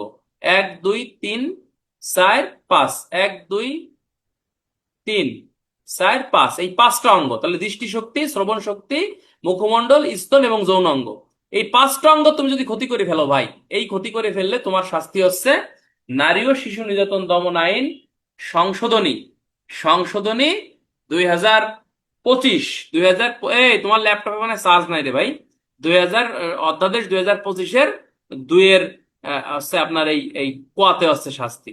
এখন মনে রাখার সিস্টেম কি দেখেন বন্ধুরা, 326-এর ক দেওয়ার দরকার নাই। মনে রাখার সুন্দর একটি সিস্টেম, মানে তুমি যদি দহনকারী ক্ষয়কারী বিষাক্ত পদার্থ দ্বারা নারীর 5টা অঙ্গের কোনো ক্ষতি করে ফেলো, অনিষ্ট করে ফেলো, সেক্ষেত্রে 4-2-এর কতে শাস্তি। কিন্তু এই 5টা অঙ্গ ব্যতীত অন্য কোনো অঙ্গের তুমি ক্ষতি করছো, মনে রাখবা এই 5টা অঙ্গ নাই, অর্থাৎ কি নাই? চোখ নাই, তারপর আছে কান নাই, কান নাই, মুখ নাই, তারপর আছে আপনার এই স্তন নাই, যৌন অঙ্গ নাই। এই 5টার ভিতরে অন্য কোনো, যেমন হাতের ক্ষতি করছো, নখের ক্ষতি করছো, বা শরীরের অন্য কোনো অঙ্গ বিকৃত করছো বা নষ্ট করছো, সেই ক্ষেত্রে হচ্ছে আপনাকে বলতেছে যে আপনার তার শাস্তি হচ্ছে আপনার এই কি অনধিক 14 বছর এবং অনূন্য 7 বছর, অর্থাৎ সর্বোচ্চ 14 বছর এবং সর্বনিম্ন 7 বছর কারাদণ্ড, এবং ইহার অতিরিক্ত অর্থদণ্ডে হচ্ছে আপনি দণ্ডিত হবেন। এইখানেও শাস্তিটা সংশোধন করছে। আগে আপনার শাস্তি ছিল হচ্ছে আপনার 50,000 টাকা জরিমানা, এখন 85,000 টাকা 5 লক্ষ বানাই দিচ্ছে। ঠিক আছে কিনা? আগে ছিল 50, এখন হচ্ছে 5 লক্ষ। তাহলে আমরা এখানে কি শিখলাম বন্ধুরা? 4-1-এর বলতেছে দহনকারী ক্ষয়কারী বিষাক্ত পদার্থ কাকে মারি ফেললে শাস্তি হচ্ছে মৃত্যুদণ্ড, যাবজ্জীবন কারাদণ্ড, 20 লক্ষ টাকা। এবং হ্যাঁ, আপনাদের অবগতির জন্য বলি, আপনি যদি ভালো রেজাল্ট আমরা করতে চাই, অবশ্যই এই ধরনের প্রশ্ন আসলে আপনাকে শাস্তি সহকারে লিখতে হবে। এখন আপনি ভাবতে পারেন যে ভাই তাহলে আমি কত শাস্তি লিখবো? না, আপনাকে কিছু কিছু প্রশ্ন আছে শাস্তি সহকারে না লিখলে আপনি কিন্তু ভালো মার্কস কভার করবেন না। এরকম এক একটা ধারা দিয়ে 1 মার্ক 5 মার্কের প্রশ্ন চলে আসবে, ডাইরেক্ট শাস্তি মুখস্থ করতে হবে। এই 3-4টে নারী শিশু আইনে সর্বোচ্চ 10টা ধারার শাস্তি আপনাকে মুখস্থ করতে হবে, যে এই ধারায় এই শাস্তি আছে। তাহলে 4-1-এর শাস্তি হচ্ছে মৃত্যুদণ্ড, যাবজ্জীবন কারাদণ্ড, অনূর্ধ্ব 20 লক্ষ টাকা অর্থদণ্ড। 4-2-এর কতে বলতেছে শরীরের 5টা গুরুত্বপূর্ণ অঙ্গ, যেমন চোখ, কান, মুখ, স্তন, যৌন অঙ্গ, এইগুলো নষ্ট করলে বা ক্ষতি করলে আপনি তার শাস্তি হচ্ছে মৃত্যুদণ্ড, যাবজ্জীবন কারাদণ্ড এবং 10 লক্ষ টাকা অর্থদণ্ড। আর এই অঙ্গ ব্যতীত শরীরের অন্য কোনো অঙ্গ, অর্থাৎ যে গুরুত্বপূর্ণ 5টা অঙ্গের কথা বলছে, এই 5টা অঙ্গ ব্যতীত অন্য কোনো অঙ্গের যদি আপনি ক্ষতি করেন, তার শাস্তি সর্বোচ্চ 14 বছর। এমসি কত বছর? 14 বছর। সর্বনিম্ন কত বছর? 7 বছর। ঠিক আছে কিনা? আচ্ছা। আর অতিরিক্ত 5 লক্ষ টাকা অর্থদণ্ডে আপনি দণ্ডিত হবেন। পরীক্ষায় কিভাবে লাগবেন, তাই না? পরীক্ষায় লাগবে নারী ও শিশু নির্যাতন দমন সংশোধনী অধ্যাদেশ 2025, এভাবে লাগবে। ঠিক আছে? আচ্ছা, আমরা এখন চলে যাব সারির 3 ধারায়। কি বল? সারির 3 ধারায় বলছে কি, যে যদি কোনো ব্যক্তি কোনো দহনকারী বা কোনো ক্ষয়কারী বিষাক্ত পদার্থ নিক্ষেপ করে বা চেষ্টা করে, তাহলে উক্ত ব্যক্তি ও নারী শিশুর শারীরিক, মানসিক বা অন্য কোনোভাবে ক্ষতি না হলেও অনধিক 7, সর্বনিম্ন 3 বছর কারাদণ্ড দণ্ডিত হবে এবং অতিরিক্ত 5 লক্ষ টাকা অর্থদণ্ড। এটা গুরুত্ব, এই ধারাটা খুব গুরুত্বপূর্ণ। মনে করো তুমি কোনো নারী বা শিশুর প্রতি অ্যাসিড নিক্ষেপ করছো বা বিষাক্তকারী কোনো পদার্থ নিক্ষেপ করছো, কিন্তু ভাগ্য করে ওই নারী মনে করো বাইসে গেছে, ঠিক আছে কিনা, ফলে ওই নারীর মানসিক কোনো ক্ষতি হয়েছে, হ্যাঁ, বা হচ্ছে আপনার শারীরিক বা অন্য কোনোভাবে ক্ষতি না হলেও, হ্যাঁ, সেই ক্ষেত্রে মানসিক বা অন্য কোনোভাবে ক্ষতি না হলেও সেই ক্ষেত্রে আপনাকে বলা হচ্ছে যে সর্বোচ্চ 7 বছর, সর্বনিম্ন 3 বছর এবং এর অতিরিক্ত 5 লক্ষ টাকা অর্থদণ্ড। প্রশ্ন হতে পারে, খকে এসিড নিক্ষেপ করে কিন্তু খ ভাগ্যক্রমে বেঁচে যায়, অপরাধ কি? তাহলে এই 4-3 ধারা মোতাবেক তার শাস্তির বিধান রাখা আছে। বলতেছে সর্বোচ্চ 7 বছর, সর্বনিম্ন 3 বছর এবং ইহার অতিরিক্ত 5 লক্ষ টাকা অর্থদণ্ডে আপনি হচ্ছে দণ্ডিত হবেন। ক্লিয়ার ভাই? সারিস সাইড, এই সারিস সাইড থেকে কিন্তু রিটেনে প্রশ্ন আসতে পারে। কিরকম? এই ধারার অধীনে দণ্ডে অর্থদণ্ডের অর্থ প্রচলিত আইনের বিধান অনুযায়ী দণ্ডিত ব্যক্তির নিকট হতে তাহার বিদ্যমান সম্পদ অথবা তাহার মৃত্যুর সময় রাখিয়ে যাওয়া সম্পদ হতে এটা আপনাকে দিতে হবে, এবং যে ব্যক্তি শারীরিক বা মানসিকভাবে ক্ষতিগ্রস্ত হয়েছে সেই ব্যক্তির মৃত্যুর ক্ষেত্রে ওর উত্তরাধিকার প্রাপ্ত হবে। এটা সুন্দর একটা সিস্টেম করছে। যেমন আপনাকে যদি দহনকারী, ক্ষয়কারী, বিষাক্ত পদার্থ মারি ফেলায়, তাহলে আপনি তো আর অর্থ পাচ্ছেন না। তো এইখানে বলতেছে আপনি যদি বেঁচে না থাকেন, তাহলে আপনার যারা উত্তরাধিকারী আছে এই উত্তরাধিকারীদেরকে কি করতে হবে? আপনাকে বলতেছে যে আপনার এই টাকা পয়সা তারা পাবে, যেমন আপনাকে করলে আপনার ছেলে মেয়ে পাবে। ঠিক আছে কিনা? অর্থাৎ বলতেছে এই নারী শিশুর এই আইনে 4 থেকে 14 ধারা পর্যন্ত বিভিন্ন অপরাধের বিভিন্ন শাস্তির কথা উল্লেখ আছে। তাহলে এই শাস্তি কিভাবে টাকা আদায় করতে হবে সেই বিধান আপনাকে বর্ণনা করছে এই আইনের 15 ধারায়। এটা আমরা পরে পড়বো। তবে এই টাকাটা পাবে কিটা, অর্থাৎ তোমার যে শাস্তিটা, তুমি ধর্ষণ করে কাউরে মারি ফেললো, বা হচ্ছে আপনার এই যে এসিড মারি কাউরে মারি ফেললো বা ক্ষতি করলো বা আঘাত করলো, তাহলে অর্থদণ্ড আছে না, অর্থদণ্ড পাবে কিটা? তাহলে পাবে হচ্ছে যদি সে ব্যক্তি, এই ভিকটিম পাইছে থাকে, ভিকটিম পাবে। আর যদি ভিকটিম যদি মরে, যেমন এই যে আমাদের মাগুরার যে যে ইটা মারা গেল, কি নাম জানো এই মেয়েটা, আরে আসিয়া, তাহলে এই যে যে ক্ষতিপূরণ, এই ক্ষতিপূরণটা হচ্ছে পাবে হচ্ছে তার উত্তরাধিকারী। অর্থাৎ বাবা মা থাকলে বাবা মা, ভাই বোন থাকলে ভাই বোন, ঠিক আছে কিনা, স্ত্রী থাকলে স্ত্রী, বা ছেলে থাকলে স্বামী থাকলে স্বামী, অর্থাৎ তারা এই এই ক্ষতিপূরণটা এখানে পাবে। এটা আমাদের মুখস্থ করতে হবে। তাহলে আমি একটু মুখস্থ করি ফেলাই ক্লাসে, বন্ধুরা সবাই বলেন। 4-1 কি? 4-1 বলতে দহনকারী, ক্ষয়কারী, বিষাক্ত দ্বারা মারি ফেললি তার শাস্তি। 4-2 কথা বলতেছে মারেন নাই ভালো কথা, কিন্তু শরীরের 5টা গুরুত্বপূর্ণ অঙ্গের ক্ষতি করে ফেলাইছেন। কি কি? একটা বলতেছে চোখ, তারপরে বলতেছে কান, তারপরে বলতেছে মুখ, তারপরে বলতেছে স্তন, তারপরে বলতেছে যৌন অঙ্গ। এই 5টা অঙ্গের ক্ষতি করলে 4-2 ক। এই 5টা অঙ্গ ব্যতীত অন্য কোনো অঙ্গের যদি আপনি ক্ষতি করেন, 4-2 খ। আর আপনি অ্যাসিড নিক্ষেপ করছেন, বিষাক্ত ক্ষয়কারী পদার্থ নিক্ষেপ করছেন, আপনি কাউকে মারেন নাই, ঠিক আছে, কিন্তু আপনি তো আকাম করি ফেলা, অর্থাৎ আপনি চেষ্টা করছেন বা নিক্ষেপ করছেন, ভাগ্যক্রমে সে বাইজে গেছে, আপনার শাস্তি কিন্তু হবেই। অর্থাৎ আপনাকে বলতেছে সর্বোচ্চ 7 বছর, সর্বনিম্ন 3 বছর এবং 5 লক্ষ টাকা অর্থদণ্ডের বিধান রাখা হয়েছে। ঠিক আছে কিনা? তাহলে 4-1, 4-2 ক, 4-2 খ এবং 4-3 গেল। তাহলে এই যে যে অর্থদণ্ডটা হলো, এটা পাবে কিটা? সারি বলতেছে যে এই অর্থদণ্ডটা পাবে হচ্ছে আপনার আহ সারির চারি, যেটা আপনাকে বলতেছে যে এই অর্থদণ্ডটা পাবে হচ্ছে আপনার, কে পাবে? পাবে হচ্ছে আপনার এই এই এই এই এই যিনি ভিকটিম তিনি পাবে। কিন্তু ভিকটিম যদি না বেঁচে থাকে, সেই ক্ষেত্রে আপনাকে বলতেছে যে আপনার কে পাবে বন্ধুরা? পাবে হচ্ছে তার উত্তরাধিকারী, অর্থাৎ যে তার অন্য আইনানুগ অভিভাবক যিনি থাকবে তিনি এখানে পাবেন। তাহলে আমরা এটা দেখলাম। আমরা আরো নিচে যাই বন্ধুরা, নিচে যাই, কথা বলেন না, নিচে যাই। নিচে যাই, নিচে যাওয়ার ক্ষেত্রে কি বলতেছে? সাত ধারা দেখবো নারী শিশুকে অপহরণের শাস্তি। আমরা যেরকম অপহরণের সংজ্ঞা দেখলাম, দুইয়ের খতে অপহরণের, নারী শিশু অপহরণের সংজ্ঞা দিয়েছে। এখন তুমি কোনো নারী বা শিশুকে যদি তুমি অপহরণ করো, তাহলে তার শাস্তি কিন্তু এই নারী শিশু আইনে সাত ধারায় উল্লেখ আছে। যেমন ক নামক ব্যক্তি খ নামক নারীকে তার বন্ধুর সহায়তায় অপহরণ করে, দুইয়ের গতে কি বলছে ভাই? এটা তো আমার কাছে নাই, দেখি একটু কি বলছে।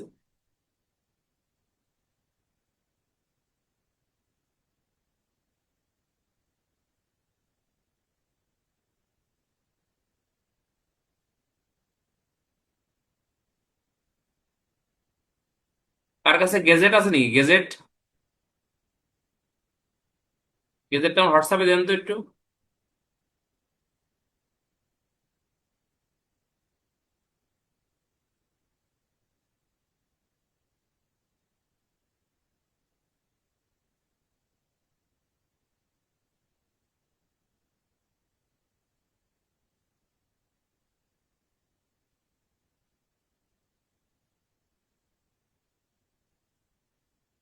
আমার হোয়াটসঅ্যাপে একজন দেন তো।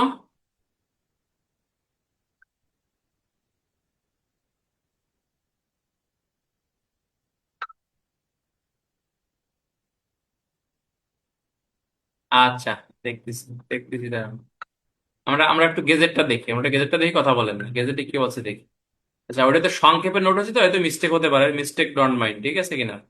আচ্ছা, তাহলে আমরা দুইয়ের দুইয়ের হচ্ছে আপনার ইয়া, সরি।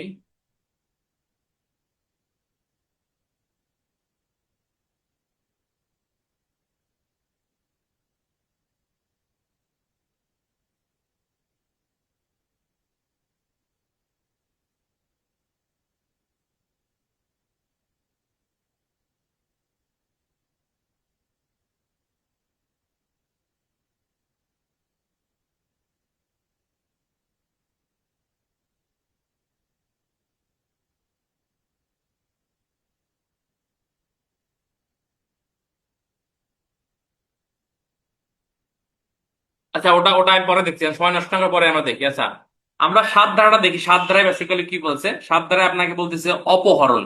তো নর্মালি যেমন এই যে প্রশ্ন পরীক্ষায় কিন্তু আসে, পরীক্ষা কিন্তু প্রশ্ন আসে যে ক নামক ব্যক্তি তার বন্ধুর সহায়তায় তার বান্ধবীকে অপহরণ করে আহ, আহ, আহ, দুইজনে মিলে ধর্ষণ করলো, অপরাধ কি ব্যাখ্যা করো। তাহলে এখানে মামলাটা হবে কোন ধারায় বন্ধুরা? মামলাটা হবে হচ্ছে 7/9-2/30, ঠিক আছে কিনা? হ্যাঁ, এই এই কথাটা আপনাকে আপনাকে বেসিক্যালি, সাত ধারা মানব পাচারে যায়নি ভাই, পাঁচ ধারা এবং ছয় ধারা মানব পাচারে গেছে। অর্থাৎ ওই যে ওই যে যদি আপনি যদি শিশু চুরি করেন, কোন নবজাতককে চুরি করেন হাসপাতাল থেকে, সেক্ষেত্রে 10-এর 2 ধারা মানব পাচারের 10-এর 2-তে হচ্ছে আপনি শাস্তি পাবেন, ঠিক আছে কিনা? আচ্ছা, দলবদ্ধভাবে ধর্ষণ করলে 9-এর 3, তাই না? তাহলে এখানে বন্ধুকে নিয়ে যদি অপহরণ করে, তাহলে শাস্তি কি? নারী শিশুর 7/9-3/30 ধারা মোতাবেক তারা প্রত্যেকেই অপরাধ করছে বলেই গণ্য হবে। তো নর্মালি এখানে আপনাকে বলতেছে, যদি কোনো ব্যক্তি মানব পাচার প্রতিরোধ দমন আইনে এই যদি নারী শিশুকে অপহরণ করে, সেই ক্ষেত্রে তার শাস্তি যাবজ্জীবন কারাদণ্ড বা অনূন্য 14 বছর পর্যন্ত কারাদণ্ড দণ্ডিত হবে, এবং ইহার অতিরিক্ত অর্থদণ্ডে দণ্ডিত হবে। অর্থাৎ শুধুমাত্র যদি অপহরণ করে, তার শাস্তি 7 ধারা। 8 ধারায় বলতেছে, যদি কোনো ব্যক্তি মুক্তিপণ আদায়ের উদ্দেশ্যে কোনো নারী শিশুকে আটক করে, মুক্তিপণ, ভালো করে বুঝেন, আপনি অপহরণ করছেন হচ্ছে আপনি 7 ধারায় অপরাধী। আর মুক্তিপণ আদায়ের উদ্দেশ্যে আপনি যদি আটক করেন কাউরে, ঘরের মধ্যে অন্যায়ভাবে আটকায় রাখেন আইন বহির্ভূত ভাবে, আপনি 8 ধারা মোতাবেক আপনার শাস্তির বিধান রাখা আছে। ভালো করে বুঝেন কি বলতেছে। অপহরণ করলে 7 ধারায় শাস্তি, কাকে? নারী বা শিশুকে। আর মুক্তিপণ আদায়ের উদ্দেশ্যে আপনি যদি এই এই এই কাম আপনি করেন, সেই ক্ষেত্রে 8 ধারা মোতাবেক আপনার এই শাস্তির বিধান আছে। প্রশ্ন আসতে পারে এভাবে, ক নামক ব্যক্তি তার দুইজন বন্ধুর সহায়তায় তার পূর্ব পরিচিত একজন ব্যবসায়ীকে মুক্তিপণ আদায়ের উদ্দেশ্যে তার ব্যবসার গোডাউনের মধ্যে, ঘরের গোডাউনের মধ্যে আপনার আটকিয়ে রাখে, অপরাধ কি ব্যাখ্যা করো। তাহলে এই যে আটকায় রাখছে, বহুত ব্যাকরণ লোক আছে দেখবেন যে 342 দণ্ডবিধি দিয়ে অ্যান্সার করে আসবে না। এখানে কোন নারী বা শিশুকে যদি আপনার আটকায় রাখে, একটা জিনিস মাথায় আমরা ঢুকবো, যে বিশেষ করে কোন নারী বা শিশুকে যদি আটকায় রাখে, সেই ক্ষেত্রে আমরা নারী শিশু নির্যাতন দমন আইনের আমরা এই 8 ধারাটা ব্যবহার করব, ঠিক আছে কিনা? সহজ বাংলা লাভ হচ্ছে ভাই, কোনো নারী বা শিশুকে আটকায় রাখলে মুক্তিপণ আদায়ের উদ্দেশ্যে আমরা এই ৮ ধারা ব্যবহার করব। ৮ ধারা এখানে ব্যবহার করতে হবে, এখানে ৮ ধারা, মানে অন্য কোনো ধারা ব্যবহার করলে আপনার এখানে হবে না, এটা মনে রাখবেন, ৮ ধারা। তাহলে আমরা, বন্ধুরা, আমাদের ক্লাসে পড়া কি ক্লাসে আলহামদুলিল্লাহ মুখস্থ হয়ে যাচ্ছে না? এই বিষয়গুলো প্রশ্ন এভাবে আসবে, এর বাইরে আর কোনো প্রশ্ন আসবে না। আচ্ছা, আমরা এখন চলে যাব নারী শিশু নির্যাতন দমন আইন সংশোধনী 2025-এর ৯ ধারায় যাব। ৯ ধারাটা আমরা দেখি, প্রশ্ন আসলে মূলত এই ৯ ধারা থেকে আসে। ৯ ধারাটা আমরা দেখব। ৯-এর ১-এ বলতেছে ধর্ষণ, মানে ধর্ষণ করলে কি হবে বা না হবে এই কথা ৯-এর ১, অর্থাৎ যদি কোনো ব্যক্তি কোনো নারী বা শিশুকে ধর্ষণ করে তার শাস্তি মৃত্যুদণ্ড বা যাবজ্জীবন কারাদণ্ড এবং ইহার অতিরিক্ত অর্থদণ্ড দণ্ডিত হবে। ক্লিয়ার? একটু দেখেন বন্ধুরা, এই ধর্ষণের শাস্তি কিন্তু ডাইরেক্ট নয় রাখে, অর্থাৎ আপনি যদি একজনে এই কাম করেন, হ্যাঁ, আপনি কোন নারী বা শিশুকে যদি কারো তার সাথে যৌন কামনা চলতে ধর্ষণ কাজ আপনি করেন, সেই ক্ষেত্রে আপনাকে বলতেছে যে আপনি ৯-এর ১ ধারা মোতাবেক আপনার এখানে শাস্তি হবে, ৯-এর ১ ধারা মোতাবেক আপনার শাস্তি হবে। তাহলে ক নামক ব্যক্তি তার গৃহ পরিচালিকাকে ধর্ষণ করলো, অপরাধ কি? তাহলে ডাইরেক্ট এই আইনের ৯-এর ১-এ সে অপরাধ করছে বলে শাস্তি কি? শাস্তি মৃত্যুদণ্ড, যাবজ্জীবন কারাদণ্ড এবং ইহার অতিরিক্ত অর্থদণ্ডে হচ্ছে আপনি এখানে দণ্ডিত হবেন। ক্লিয়ার কিনা? মৃত্যুদণ্ড, যাবজ্জীবন কারাদণ্ড এবং ইহার অতিরিক্ত অর্থদণ্ডে হচ্ছে আপনি দণ্ডিত হবেন। এই কথাটাই বেসিক্যালি আপনাকে বলতেছে ৯-এর ১-এ। ক্লিয়ার?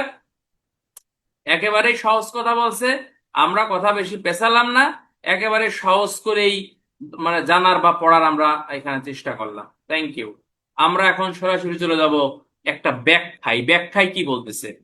রিটেনে প্রশ্ন হতে পারে যে নারী শিশু নির্যাতন দমন আইন অনুসারে আপনার এই নারী ধর্ষণের ক্ষেত্রে বয়সের কি প্রাধান্য দেওয়া হয়েছে, ব্যাখ্যা করো।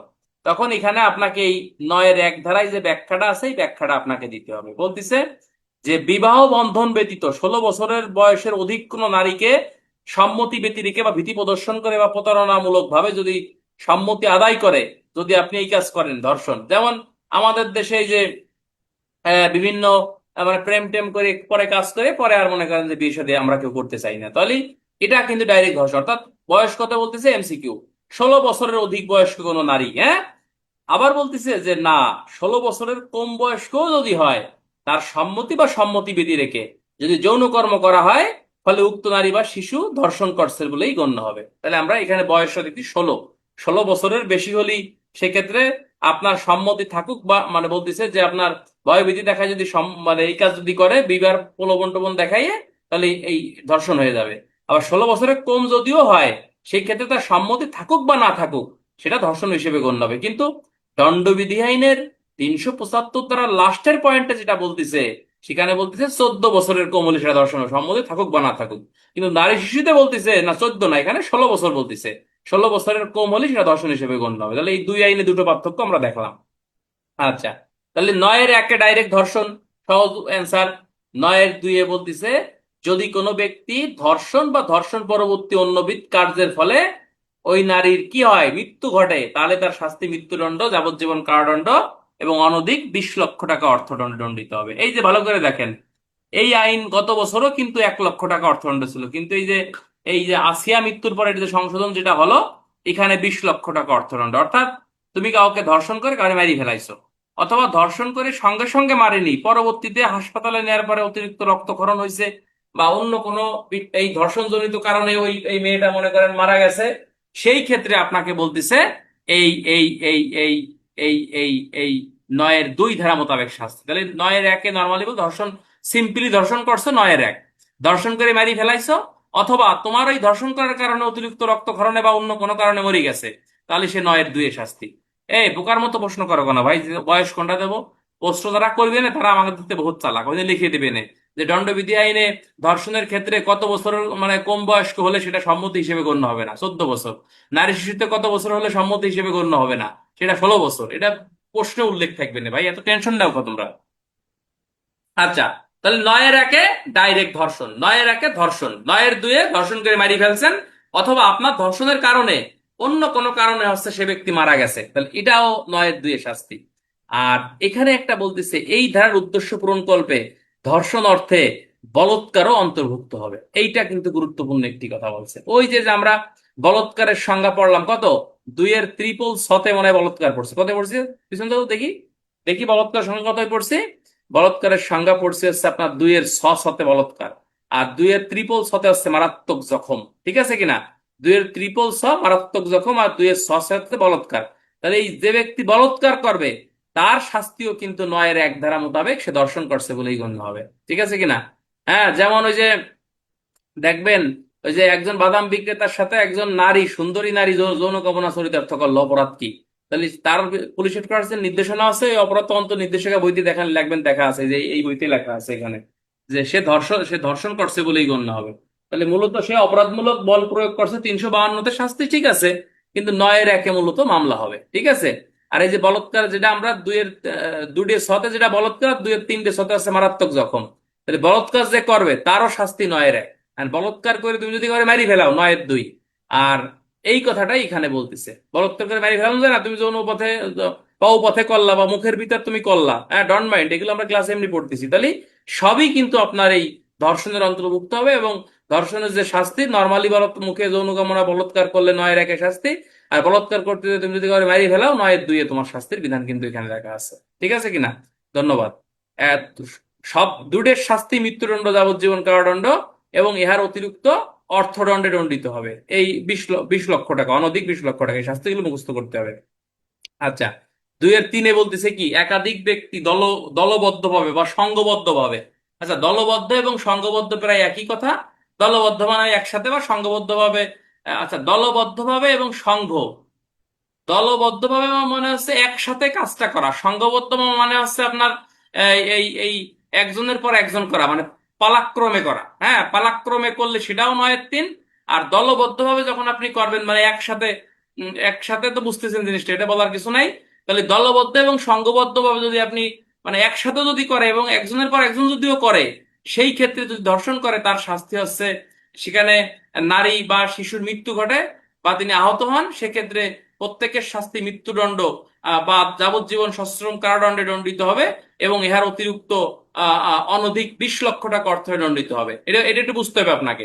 বলতেছে সংঘবদ্ধ বা দলবদ্ধভাবে যদি আপনি ধর্ষণ করেন, এবং ধর্ষণ করে যদি আপনি তাকে মেরে ফেলেন বা তাকে আহত করেন, মরে নাই, তাও 9-এর 3। অর্থাৎ একের অধিক ব্যক্তি যখন এই কাম করবে তখন 9-এর 3-এ শাস্তি। যদি আপনি মারি ফেলেন তাও 9-এর 3, না মরে নাই কিন্তু আহত হয়েছে, সেই ক্ষেত্রে আপনাকে বলা হচ্ছে, হ্যাঁ, কি বলতেছে, যে আপনার এই এই এই এই এই এই এই এই সংঘবদ্ধ বা দলবদ্ধ ধর্ষণ। প্রশ্ন আসতে পারে যে সংঘবদ্ধ ধর্ষণ বলতে কি বোঝায়? প্রশ্ন আসতে পারে না? সংঘবদ্ধ ধর্ষণ বলতে বোঝায় একের অধিক ব্যক্তি যদি একত্রে মিলে মানে কোনো নারী বা শিশুকে যৌন সঙ্গমন করে, সেক্ষেত্রে উক্ত ব্যক্তি সংঘবদ্ধ ধর্ষণ করছে বলে গণ্য হবে। আর সংঘবদ্ধ ধর্ষণ 2025 অধ্যাদেশ নারী শিশুর আপনার 9-এর 3 ধারা মোতাবেক শাস্তির বিধান রাখা আছে। যদি সংঘবদ্ধ ধর্ষণ করে মারি ফেলায় তাও 9-এর 3, মরে নাই ভালো কথা, কিন্তু আহত হয়েছে। একটা মেয়ের যদি 4-5 জন লোক এই কাজ করে তাহলে সে কি আহত হবে না? তাহলে আহত হলেও 9-এর 3 শাস্তির বিধান এখানে রাখা হয়েছে।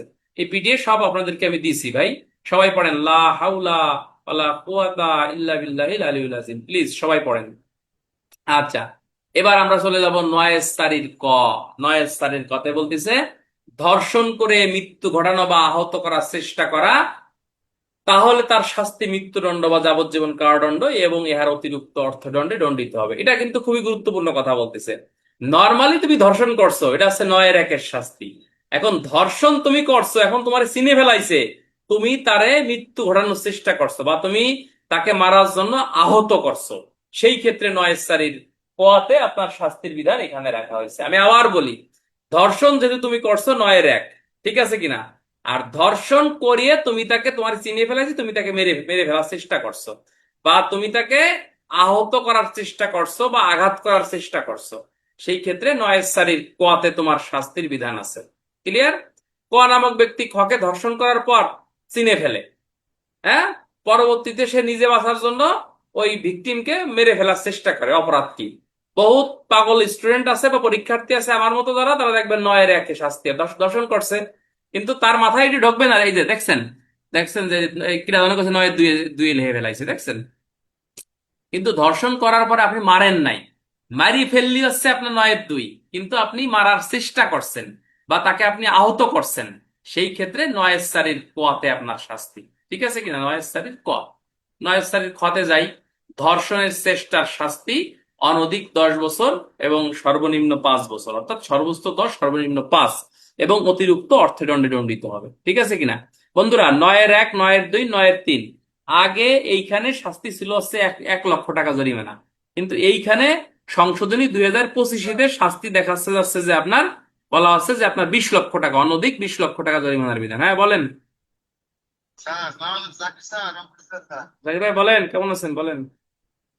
স্যার ওই যে মনটা একটু খারাপ ছিল স্যার।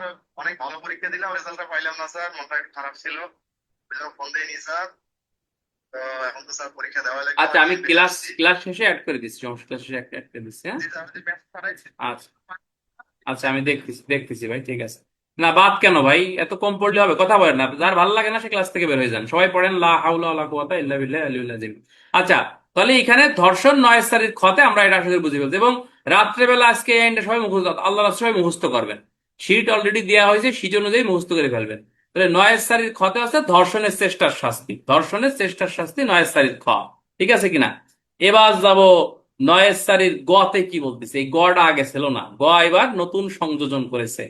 গতে বলছে ধর্ষণের উদ্দেশ্যে শরীরের কোনো অঙ্গ, ধারালো অস্ত্র, রাসায়নিক পদার্থ বা অন্য কোনো উপকরণ ব্যবহার করিয়া কিংবা অন্য কোনো ভাবে নারী বা শিশুর যৌন অঙ্গ বা স্থানে মারাত্মক জখম করে, তাহলে উক্ত ব্যক্তির মৃত্যুদণ্ড, যাবজ্জীবন কারাদণ্ড এবং উহার অতিরিক্ত অর্থদণ্ডে দণ্ডিত হবে। এই ধারাটা থেকে প্রশ্ন আসতে হবে, লাল কালি দাগায় রাখো।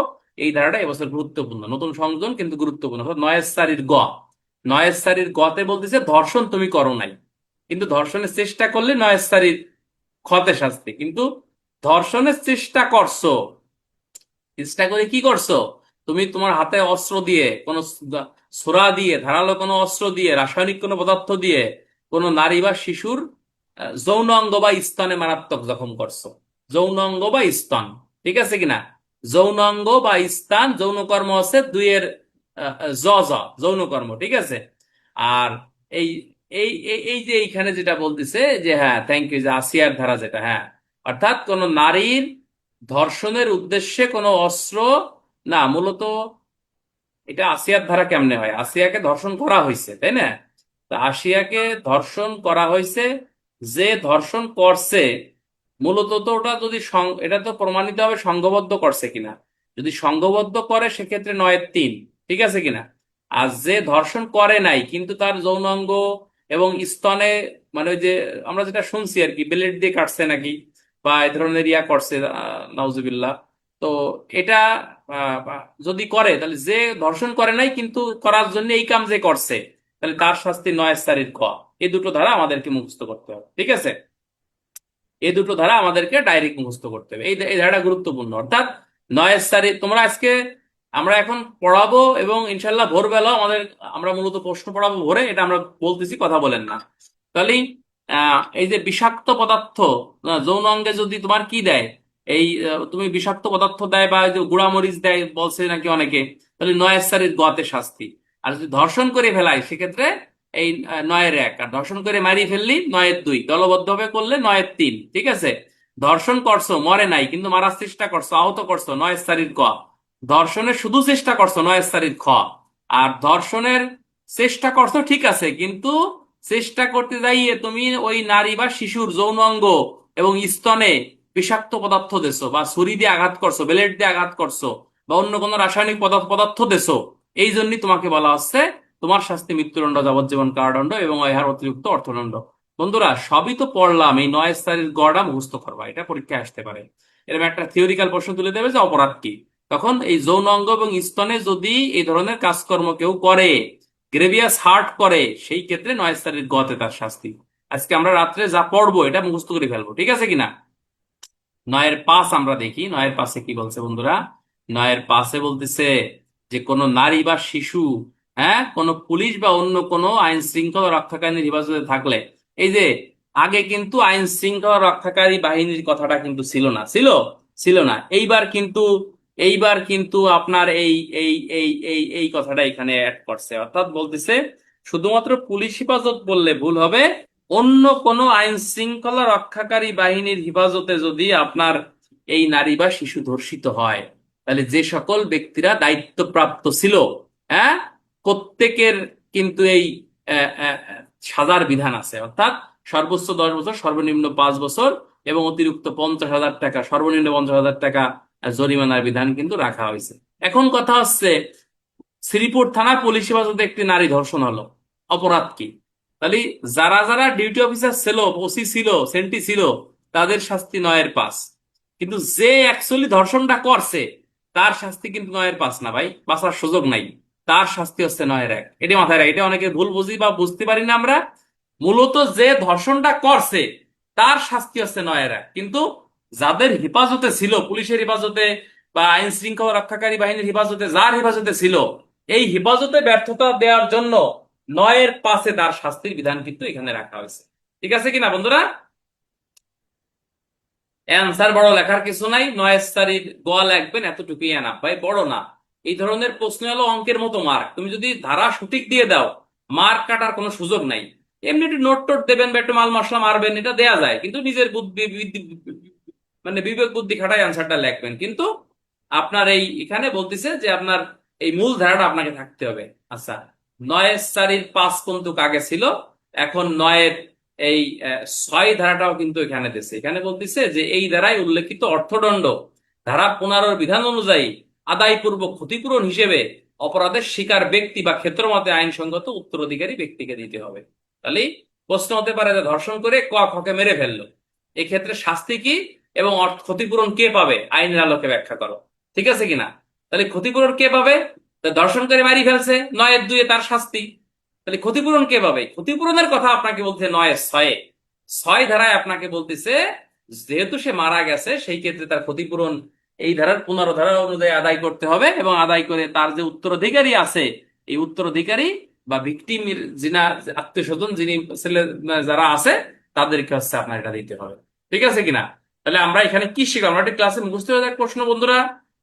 আমরা 7 ধারা শিখলাম অপহরণের শাস্তি, 8 ধারা শিখলাম হচ্ছে মুক্তিপণের শাস্তি, 9-এর 1-এ শিখলাম ধর্ষণ করছেন শুধু তার শাস্তি, 9-এর 2-এ শিখলাম ধর্ষণ করে মারি ফেলছেন অথবা আপনার ধর্ষণের কারণে সেই মেয়েটা মারা গেছে, তার শাস্তি। 9-এর 3-এ বলতেছে সংঘবদ্ধ বা দলবদ্ধ ধর্ষণের শাস্তি, আপনি মরে গেছে অথবা সে আহত হয়েছে, তার শাস্তি 9-এর 3। ঠিক আছে কিনা? আবার সংঘবদ্ধ ধর্ষণ করছে, মরে গেছে, এটা যেন 9-এর 2 লেট হইেন না। সংঘবদ্ধ বা দলবদ্ধ কথাটা থাকলেই 9-এর 3 মনে থাকবে তো। 9-4-ক এখানে বলতেছে ধর্ষণ করছেন, তারপরে আপনার চিনে ফেলাইছে, আপনি তাকে মেরে ফেলার চেষ্টা করছেন বা কোনো আহত করছেন, হ্যাঁ, ধর্ষণ করার পরেই কাম করছেন, 9-4-ক। 9-4-খ বলতেছে এবং এই 9-এর 1, 2, 3 এই এবং 9-4-ক প্রত্যেকটা শাস্তি মৃত্যুদণ্ড বা যাবজ্জীবন সশ্রম কারাদণ্ড, এবং ইহার অতিরিক্ত 20 লক্ষ টাকা অর্থদণ্ডে, অনধিক 20 লক্ষ টাকা অর্থদণ্ডে দণ্ডিত হবে। এই প্রত্যেকটা শাস্তি একই, তোমাকে শাস্তি সহকারে মুক্ত করতে হবে। 9-4-গ বলতেছে যে তুমি ধর্ষণের চেষ্টা করছো, ঠিক আছে, কিন্তু ধর্ষণ করার জন্যই তুমি ধর্ষণ করতে পারো নাই, কিন্তু নারীর স্তন বা যৌনাঙ্গে তুমি গ্রেভিয়াস হার্ট করছো, মারাত্মক জখম করছো, মরিচের গুঁড়া দেছো, ব্লেড দিয়ে কাটছো, বা রাসায়নিক পদার্থ দেছো, তুমি এই কাম করলে 9-4-গ। 9-4-গ শাস্তি আছে মৃত্যুদণ্ড বা যাবজ্জীবন কারাদণ্ড, এবং ইহার অতিরিক্ত অনূর্ধ্ব 10 লক্ষ টাকা অর্থদণ্ড দণ্ডিত হবে, 10 লক্ষ টাকা অর্থদণ্ড দণ্ডিত হবে। আর 9-এর 5টা আমাদের দ্বারা, আমাদের পুলিশের দ্বারা, আইন শৃঙ্খলা রক্ষা বাহিনীর দ্বারা যার হেফাজতে থাকবে। আচ্ছা, বলৎকার সংঘবদ্ধ ভাবে কি? হ্যাঁ, বলৎকার যদি সংঘবদ্ধ ভাবে করে 9-এর 3, বলৎকার সংঘবদ্ধ ভাবে করলে 9-এর 3। ঠিক আছে কিনা? বলৎকারের শাস্তি কিন্তু আগে নারীশীতে ছিল না, এটা অন্তর্ভুক্ত করছে। তো বলৎকার করলে নর্মালি 9-এর 1, বলৎকার করে আপনি মারি ফেলছেন 9-এর 2, বলৎকার সংঘবদ্ধ ভাবে করছেন 9-এর 3। ঠিক আছে কিনা? বলৎকার করার পর মেরে ফেলার চেষ্টা করছেন 9-4-ক। বলৎকার করে, বলৎকার করে আপনি হচ্ছে আপনার বলৎকার শুধু চেষ্টা করছেন 9-4-খ। বলাৎকার করার জন্য আপনি এসিড দিয়েছেন, বা হচ্ছে আপনার গুঁড়ামরিচ দিয়েছেন, ব্লেড দিয়ে কাটছেন, যৌনাঙ্গ কাটছেন, স্তন কাটছেন, আপনার 9-4-গ। আর পুলিশ হেফাজতে যারা এই কাম করবে, পুলিশের শাস্তি 9-এর 5, সর্বোচ্চ 10 বছর, সর্বনিম্ন 5 বছরের কারাদণ্ড, এবং এর অতিরিক্ত অনূন্য 50,000 টাকা। এর আগে ছিল 10,000 টাকা জরিমানা। এক কথায় ধর্ষণও যা, বলাৎকারও তা, একই কথা। আর 9-এর 6 ধারাটা নতুন অন্তর্ভুক্ত, এটা মুখস্থ করতে তোমাদের বন্ধু। 9-এর 6 ধারায় আপনাকে বলতেছে যে এই যে যে ধর্ষণ করে মারছেন বা মেরে ফেলার চেষ্টা করছেন, আহত করছেন, নিহত যাই আপনি করেন না কেন, যে অর্থদণ্ড আছে, এটা এটা আদায়ের বিধান কি? এটা এটা আদায়ের বিধান আছে এই আইনের 15 ধারা এবং 16 ধারার বিধান পদ্ধতি অনুসরণ করে যার কাছে এটা পাওয়া যায় তার কাছে আদায় করতে হবে। এবং এই টাকাটা পাবে কিটা? পাবে হচ্ছে পাবে হচ্ছে আপনার এই যিনি ভিকটিম তার প্রকৃত ওয়ারিশ বা উত্তরাধিকারী, উত্তরাধিকারী এরা পাবে। তো আজকে এই পর্যন্ত কি থাক, আমরা এখন পড়বো, পিআরবি পড়বো। পিআরবির দিকে আমরা যাই, অল্প কটা পিআরবি আছে শেষ করে দেবো। হ্যাঁ, সবাইয়ের শীট দেওয়া আছে, শীটটা দেখবেন গ্রুপে দেওয়া আছে, শীট অনুযায়ী মুখস্থ করবেন আজকে রাত্রে। ইনশাল্লাহ এটা শেষ হবে। আমরা একটু পিআরবি দেখি, পিআরবি আজকে রাতেই শেষ। পিআরবি তো শেষই হয়ে গেছিল, কিন্তু আপনাদের জন্য তো পারি না। বন্ধুরা, আমরা সকালবেলাও কিন্তু ক্লাস নেব, ঠিক আছে? সকালবেলা সবাই থাকবেন।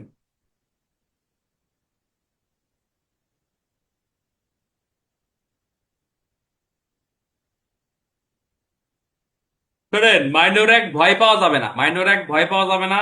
মাইনর একটা আমরা 13, 14, 15টা আইন পড়াবো, খুবই অল্প। শুধু নারী শিশু আইনে সব ধারা পড়তে হবে, বাকি আইনে সব ধারা মাত্র, এমন আইন আছে 4, 5টা ধারা পড়লেও আইন শেষ। ঠিক আছে কিনা?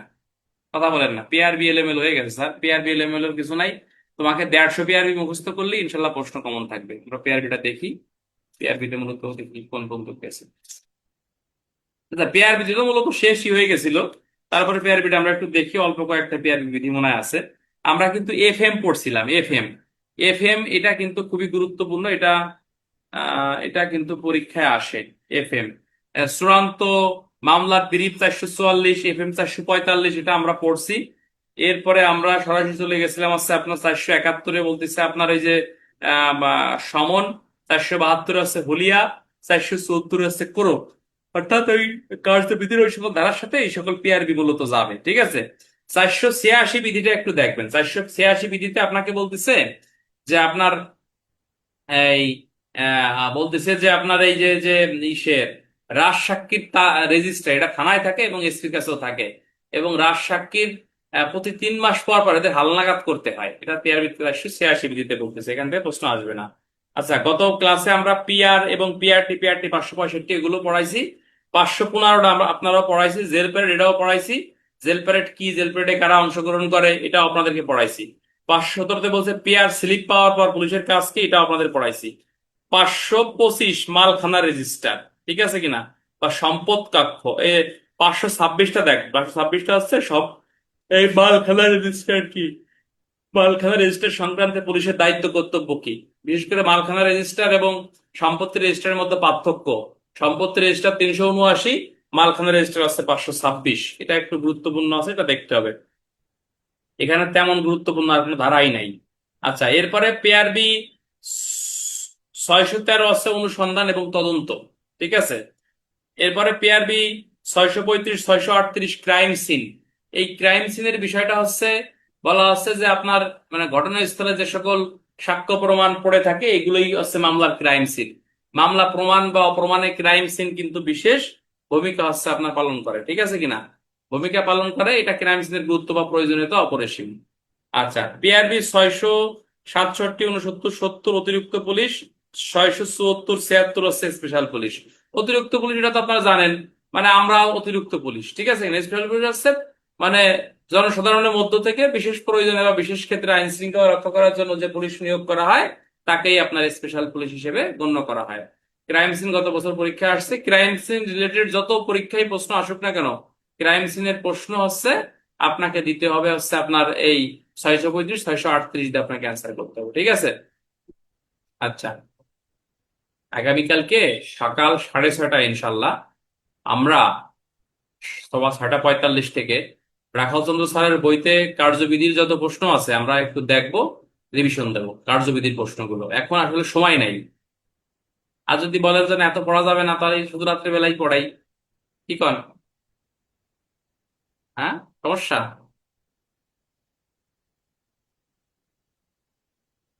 আমাদেরকে মূলত আমরা কিন্তু মূল বই পড়তেছি, মূল বই পড়ার পাশাপাশি বিভিন্ন গাইডের প্রশ্নগুলো দেখতে হবে, ঠিক আছে কিনা? এই যে আপনাদের জন্য আমি নিজে পড়ার জন্য এই যে আপনাদের সবাই কিনতে বলি না, এই যে এই বইটা কিন্তু আমি নিছি, এই যে ডাইজেস্ট দেখছেন, এটা কিন্তু অনেক বড় বই, দেখা যায় ডাইজেস্ট বইটা।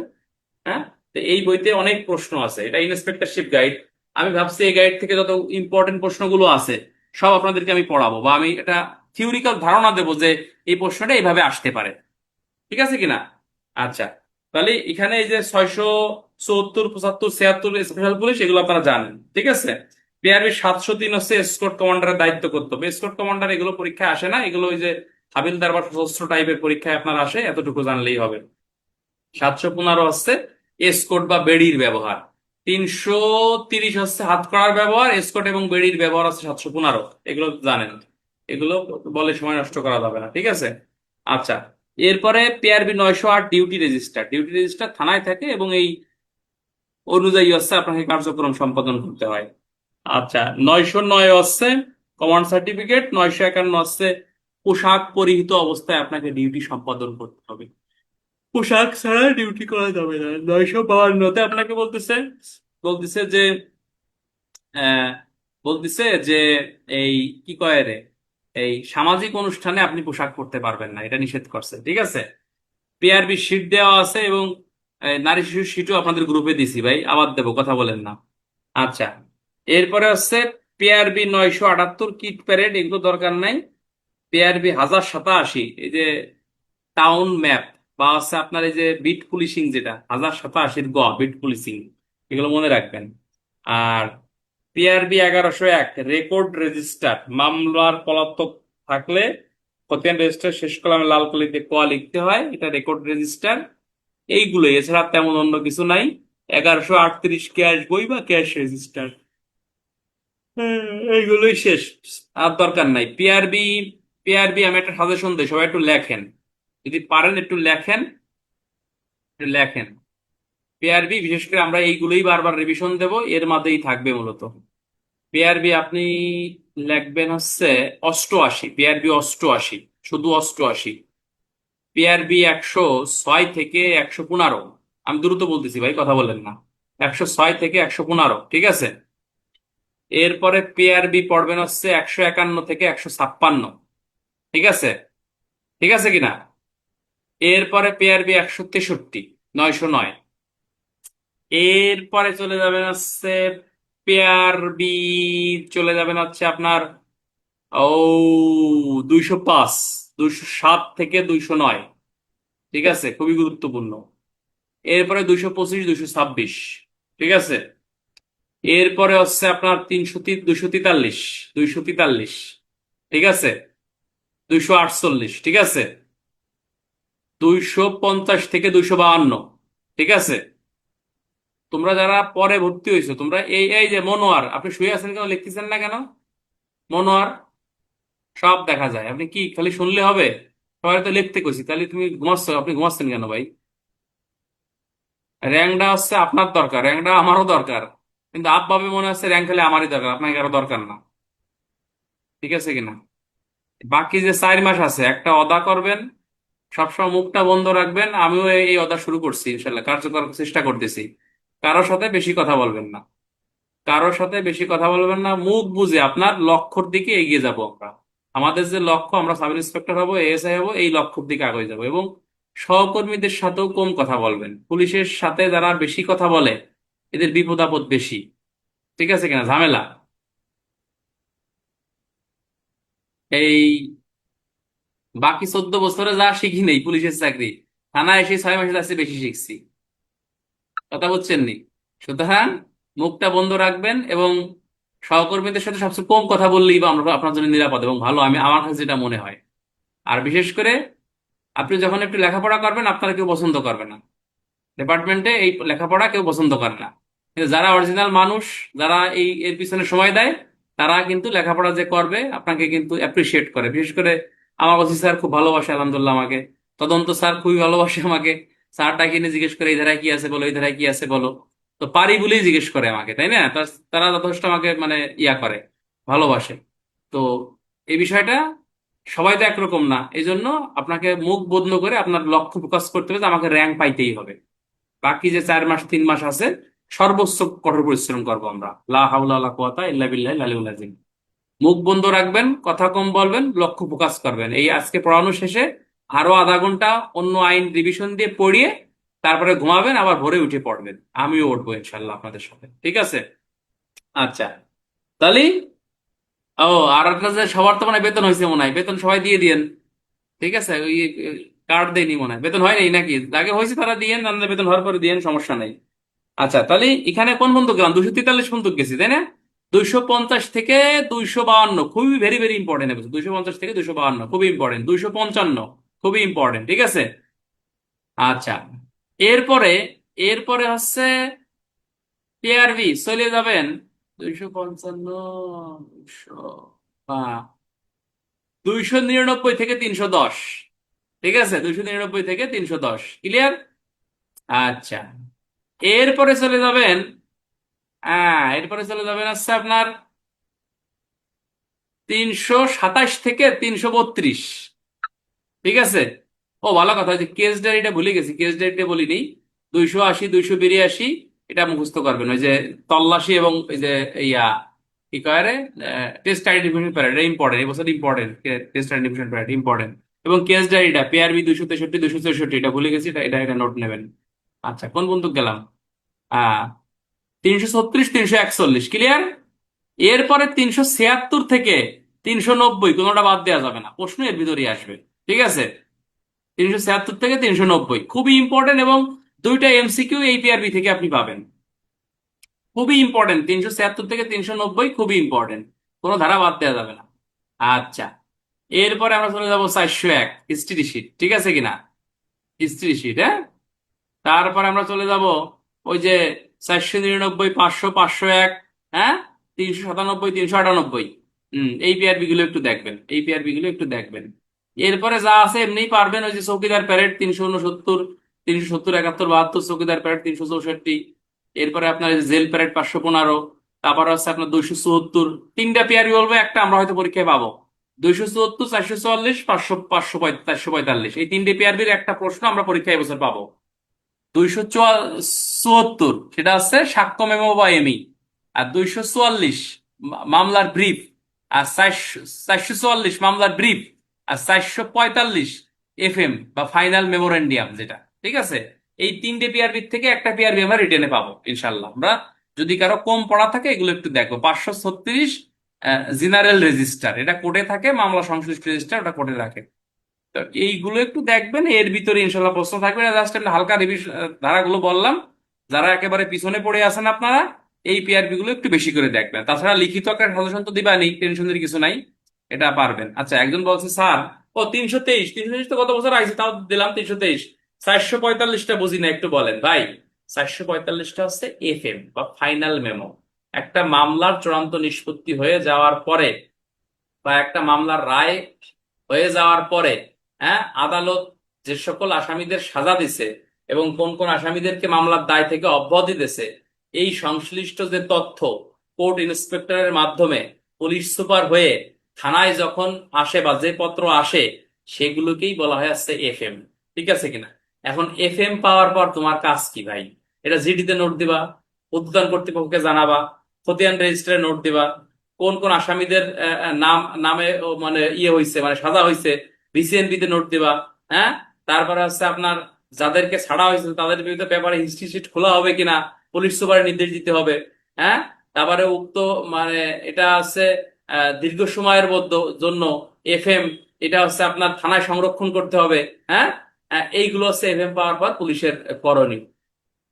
444 হচ্ছে মামলার ব্রিফ, অর্থাৎ একটা মামলার অভিযোগ বা একটা ফাইনাল রিপোর্ট দেওয়ার পরে যে সকল ভুল ত্রুটিগুলো ধরা পড়ে, এগুলো সংশোধনের জন্য, হ্যাঁ, police super, court inspector, police super circle এর মাধ্যমে মামলার আইউকে বা থানার ওসিকে যে অবগত করে, একেই বেসিক্যালি হচ্ছে আপনার এই বলা হয় মামলার ব্রিফ বলা হয়, ব্রিফ।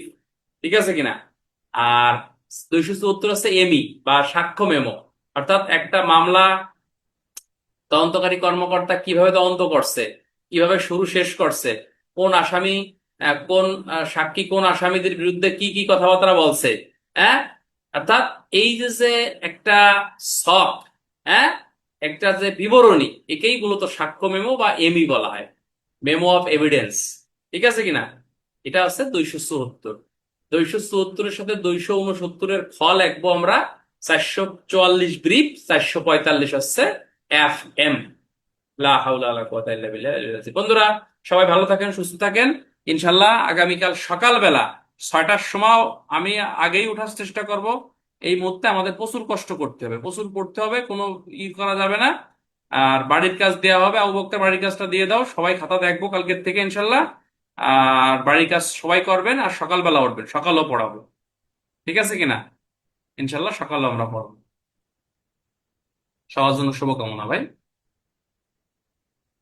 সকালে সবাই থাকবেন 6টা 30-এ, কেউ ফাঁকি দেন না প্লিজ ভাই, একেবারে সন্নিকটে। আমার কথা দেখবেন, মনে থাকবে, আপনাদের হলে গেলেও আমার কথা মনে পড়বে। ইনশাল্লাহ সকালবেলাও পড়বো আমরা। আল্লাহ হাফেজ।